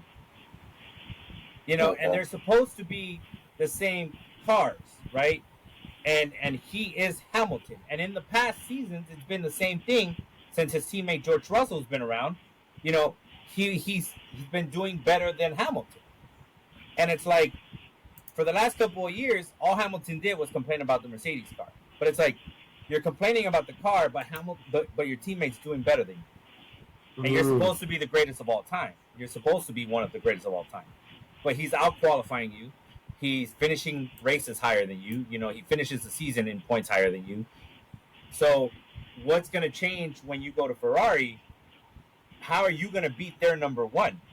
Right. So if you can't beat your number one, who's not even as good as Ferrari's number one, like, why would you really be that much better? Because if you say, well, the car is going to be better than Mercedes, it's like, okay, so if the car is going to be better than Mercedes, it's still going to be better than for Ferrari's number one, which is Charles Leclerc. Like, wouldn't that mean that Leclerc is still going to be better than Hamilton? So that's kind of why, to me, I think it's more of a business move because part of his contract is he's going to be an ambassador too for Ferrari. So after his career is over racing, he's got a fat contract for ambassador for Ferrari. It's fucking crazy. So that to me is why I was like, this was a money move. It is. I was about to say that it's a money move. Yeah, it's a money, and I don't blame him for it. But let's get off the hype train of like, oh, it's gonna get him a championship. Oh, he's finally gonna have a car. It's like he couldn't do it. He couldn't beat George Russell in Mercedes. Like, are we just too afraid to admit that he might be past his prime? It looks that way. Which is why I've been dying to get Booger on here because Booger is a Ferrari fan. So I've been dying to get his take, on this. You gotta get that full schedule or late night schedule and shit. We got to figure something out, man, so we could do some takes with him. But yeah, that's kind of like I said it before, dude. Mike, F1 is a big sport in terms of like, for it's about money, right? It's a big money sport, right? It's about millionaires. Like all the racers there, for the most part, come from money. Money, yeah. So it's not like you don't really have too many stories of like, oh, this poor little kid from the inner city worked his way up. No. At the end of the day, most of the drivers there come from money. Maybe one or two don't have as much, that of money in their background. But for the most part, it's a rich sport. But it also has the drama of like, storylines of fucking like WWE. Like there's drama like crazy all the time. So that's kind of what makes it interesting as well. Gotcha. Yeah. All right, good take. So, yeah. So, anything else? Yeah. When is the next race? So the next race is in 2 weeks, okay. And that is gonna be in Barcelona. Oh, okay. Yeah. So it'll be in 2 weeks. Barcelona. We go back to European times, which means it's going to be early races, which I will say this was kind of nice, dude, that we didn't have to wake up early as shit. The race in Canada started like at 11 o'clock, 11:30, I think. So that was kind of nice. I was like, oh shit, we gotta wake up too damn early. So that's the problem most of the time. They start early as fuck then. Early as fuck. So like I'll put it to you like this: the race on Sunday the 23rd, which is in Barcelona, is gonna be at 6 a.m. Damn. Yeah. Not too bad. Damn. It's just like those fucking soccer games, fucking like the World Cup. Yeah, like fucking even the Barcelona Real Madrid games, they'd be fucking airing on Saturdays. They'd be fucking early in the morning or during the week. They're like midday and shit, but it's like fucking 8 p.m. over there in their time and shit. Oh, okay, that's what happens. Yeah. It's fucking major time difference. And here's the shit. Here's the funny part. Like, I always say that I'm not gonna wake up extra early to watch some of the practices. Man, their first practice is at 4:30 in the morning on Friday. And then their third practice, which they call it free practice, on Saturday the 22nd. So that's right before they're qualifying. That shit's at 3:30 in the morning. And my dumbass, like I said, I say I'm not gonna watch it. Somehow my dumbass is gonna wake up like at 3 in the morning and be like, "Well, I'm up. Might as well watch it." Might as well. Yeah, might as well watch it. Even though it's just practice. It's not like there's too much on the line. It's just practice, but it is what it is. So they're back to European times, and so a lot of the races will be early as shit in the morning now. All right. Good take. Well, I don't know that we got much else in terms of that. I was gonna ask Mike, what's up? You got those cars you were supposed to open last week, or? Oh yeah, open up, but I yeah, I don't have them with me right now. That's at my mom's. Yeah. Oh. My shit went off. I don't know what happened because I think it was there with Wi-Fi. So I went for a drive and that shit completely fucking cut off. I don't know if you guys open them and stuff, but. I've been meaning to get some cards and shit. I'm trying to get some cards. And Sergio, did you check the price on your fucking CJ Stroud rookie card, or? No, I think you had checked it. I went off of what you said. Yeah, nah, you didn't check it afterwards? Because I just fucking typed it in Google. I just saw the prices, But who knows? Maybe you fucking had another fucking price and shit. Nah, what I found was similar to what you found. Oh, okay. And then obviously depending on how it's graded, then it would be way more. But we'll see how that pans out. But yeah, dude, I got a CJ Stroud rookie card, and I think Caesar looked it up, and it was what did you say? Was it like $17 or something? Yeah, 17. That's about right. Yeah. Yeah, so we'll see how the 20, something. Yeah, that sounds about right. Yeah, so Yeah, we'll see like how you that said, ends it up. fucking. Get a Justin Herbert rookie card like a couple years back when he was like year 2 or whatever, like for $25, and I didn't fucking get it, man. Like Oh, I feel like going forward, I don't know if he has a good career. It's right, something right. to have. Same thing with the CJ Stroud. Like you might want to hold on to that one. Oh yeah, for Uh, sure, for sure. You know, I already put it like in a little protective pack. Let's see if I can find it so we can pull it up. So we start doing something because it's getting kind of late, guys, and I'm off in a couple. Yeah, Off yeah, in like at 11. yeah, Wrap it yeah. up, B. Wrap it up. Yeah, we're about to Oh, start. Babe. all right, Pun. What kind of shoes did you get, Pun? What's up? What you got? You want me? No, nobody got cards. No cards. Yeah, yeah, you you want want- me to cards? This is. I was got the my card. Yeah, I got my pack. So we'll do this. We'll open up the packs, and then, like we said, we'll tease it with. Open up one pack. We'll tease I it got with one what we pack said. right here. Go ahead, tease, and then I'll go Go. next. Go, see. I go last. No, well, all right, hold on. I got Dorian Thompson. DTR. Okay. Another one. Yeah, Another I was one. to say yeah, that was another one. Yeah, last time. Matthew Stafford. Fucking. Okay. Oh, Okay. shit, I got a Lamar Jackson. Okay. Okay. All right. Okay. Is it a regular or is it a special insert? Regular. Okay. Regular. What is this? Trevor Lawrence. Okay. Okay. All right. Wow. Is that a quarterback pack or what? Right? Seriously? Yeah, for reals. Oh, Debo. Oh, there you go. Okay. Oh, and I got a Jameer Gibbs. I think. Oh yeah, rookie card. Nice. That's a good Oh, one. there you go. All right. Nice. All right. All right, I'm gonna go next. Right here, I got this pack right here. We're gonna open up this bad boy right here. See what we got here. See what we got. All right. So I got a Jalen Hurts. I don't know if you can see it. Jalen Hurts card right here. I got a oh shit. I got a Drew Brees. Oh, Okay. Drew Brees. All right. Oh shit. I think we got another Justin Fields, right? Justin Fields right here.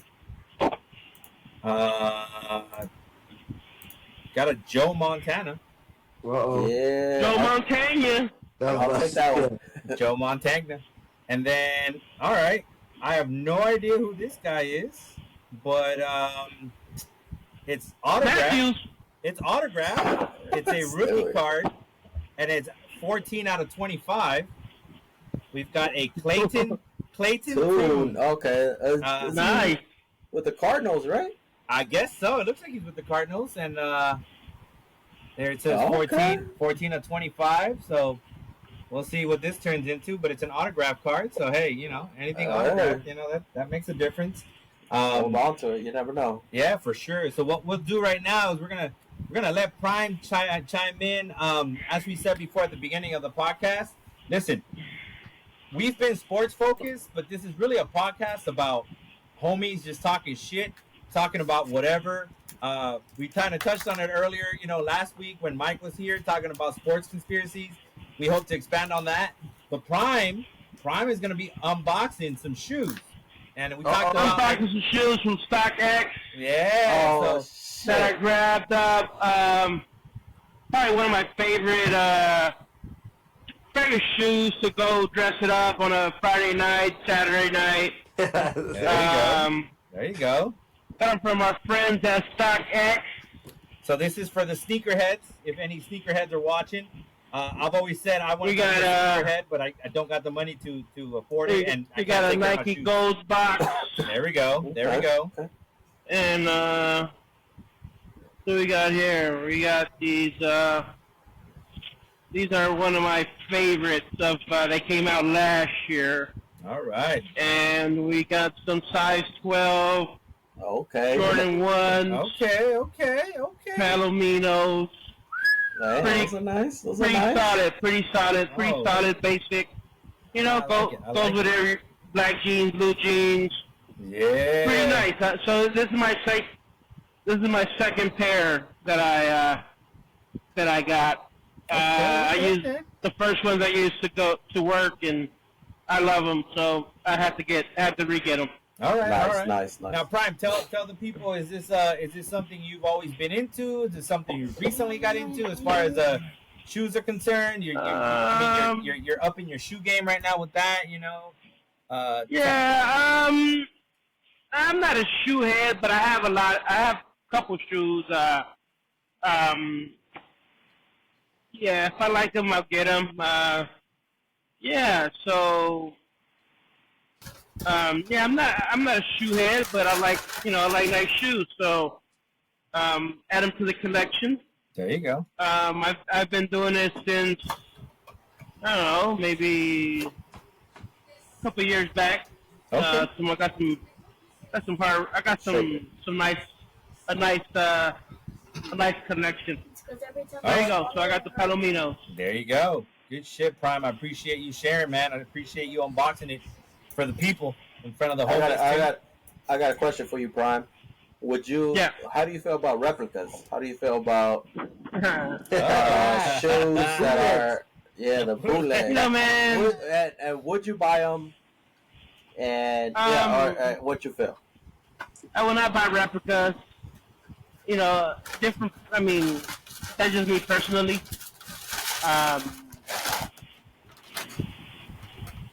Yeah, if I can't get them, I can't get them. I'm not gonna buy replicas. They make them fucking legit too, huh? Oh yeah, they're real. They're not real, but they look real. Yeah. So that's why there's a lot of counterfeits. That's why I always ask for a receipt. Get your receipts of accredited places, Shoe Palace, StockX. But even StockX sometimes just fake stuff. eBay. Damn. That shit looks real, yeah, man. Because that shit looks real, yeah. I be following some of the shoes on IG, and like, man, some of the fakes look real. And, like, the only way you can tell the difference is like, fuck, if you get like super up close to like the shoe. And, yeah. So it's like one stitch is. Yeah, nobody's gonna tell the difference. So I was like, yeah, nobody. Yeah, and some people would rather pay $1,000 less than getting the real things. So I mean, I get it. It's up to the individual, but me personally, I wouldn't buy replicas. Have I bought replicas in the younger days? I bought some Air Force Ones replicas. Damn, back in the days. Coach West or what? Say again? Coach West from Crenshaw what? I bought some Air Force Ones. With the Coach West. I got them from my barber. He was cutting them. So and then I found out they were fake. So, I mean, whatever. But I think these kids that they don't have a job, probably, multiple brothers, they get replicas. That's cool, man, I'm not going to knock you on that. But if you can afford them, get them. If not, then, I'm not going to judge you. I'm not going to say nothing because you got fake on. I'm not going to go up to you and start checking, hey, it's not the right suede. Yeah. I've noticed a couple people do that. Stitch. It's not the right stitch, huh? Yeah. Replica check, bitch. Your stitches are going the wrong way. Yeah, I really don't care. I wouldn't wear replicas, so. Got you. If somebody else wears them, let them wear it. I don't care.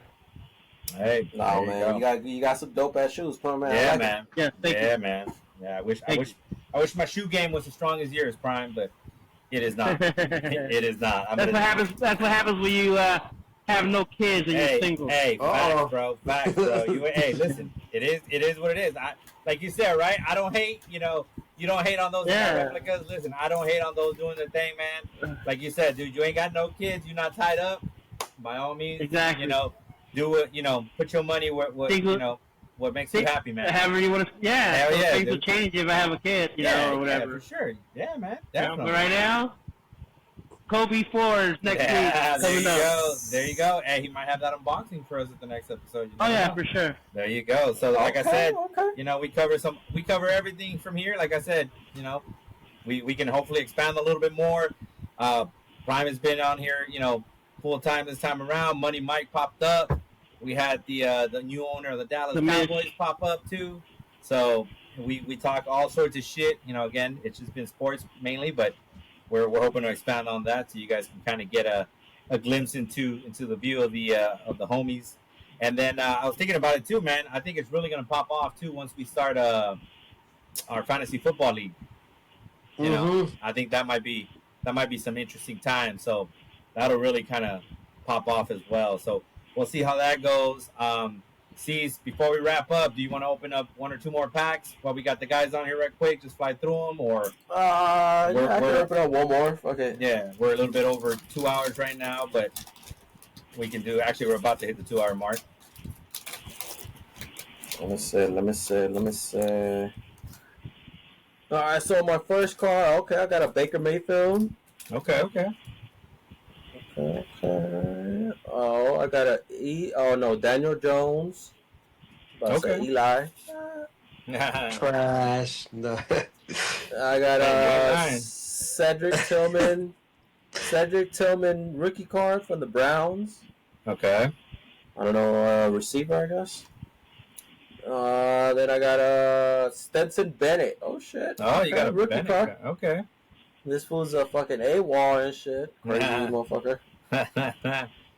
And then I got Justin Tucker. Okay, making good. Oh, look at that. Kicker. And then I got this, what is this? Illusionist James Cook. Okay. Oh, well, we're gonna have to talk. We're gonna have to talk, homie. We're gonna have to talk. We have to trade. I might give you that Joe Montana. I want that CJ Stroud, homie. No, that's a whole different story now. All right, so let me open up my second pack, and then we'll call it a day. Let's see what we got here. All right. I got a Garrett Wilson. Okay. I got a I might have to talk to Money Mike on this. I got a Justin Herbert. Oh, damn, what's up with it? Got Justin Herbert right there. Okay. Oh, these cards jumped out my hand. Oh, they lost value already, dog. Apparently, dude. No, they landed on the carpet, so it's all good. It is all good. Was that a college card? Yeah, it's Oregon. Yep. Yeah, man. Which is interesting though, because there's supposed to be 5 cards in this pack, but there's only 4, dude. That is interesting. So next one up is Caesar. You just covered him, Cedric Tillman. Oh, okay. And then the last one is Emmitt Smith. Yeah, that's crazy. But there's only 4 cards, bro. Whatever was gonna be that special one. That's crazy. They got it. They took that shit out before they put it in here, apparently. Bastards. It's not stuck on one of those cards. No, dude, I'm trying to see. Like, that's what I was trying to see if they was stuck, but no, dude. Okay, that's weird. I got. Shit. Hey, talk shit to who, the upper deck, or who is it? I don't know who does it's select. So Panini, bro. Send us fucking. Yeah, email them. Hey, we got proofs. Yeah, seriously, Yeah. we got proof. We For got real, proof. email that. Send that angry email like, "Yo, I missed the card." I'm gonna send the link. Yeah. Like, yo, I need you to go to the 2 hour mark and check out when I open the pack. I only got 4 cards out of my 5. Yeah. What kind of bullshit is that? I want my money back. Give me another pack. Give me the card that's missing. I'm sure it was valuable and expensive, but I did not drop it, so I have no idea what happened. But well, it is what it is. All right, fellas. That wraps it up for episode 6. I appreciate each and every one of you guys coming on here. I appreciate you guys watching, and if you stayed the whole 2 hours and change, thank you guys for watching this whole thing for 2 hours. Hopefully, you enjoyed every bit of it as we did. These are the boys. Again, we got Prime representing all the way from work. We got Money Mike who came in and showed up. Appreciate you, Money Mike. We got C's in the house. And then we got me in the house as well. Can't wait to see you guys next week. Prime and Money Mike. I'm going to end the stream, but stay on for a couple of seconds so we can make sure that shit uploads correctly. That way you guys don't have to jump back on. And then next week, guys, same time, hopefully we can get you guys to pop in. And we'll go from there. Once again, thank you guys for watching. We appreciate you, whether it's 1, 10, a million, 100, whatever. Thank you guys for watching. That wraps it up. Deuces.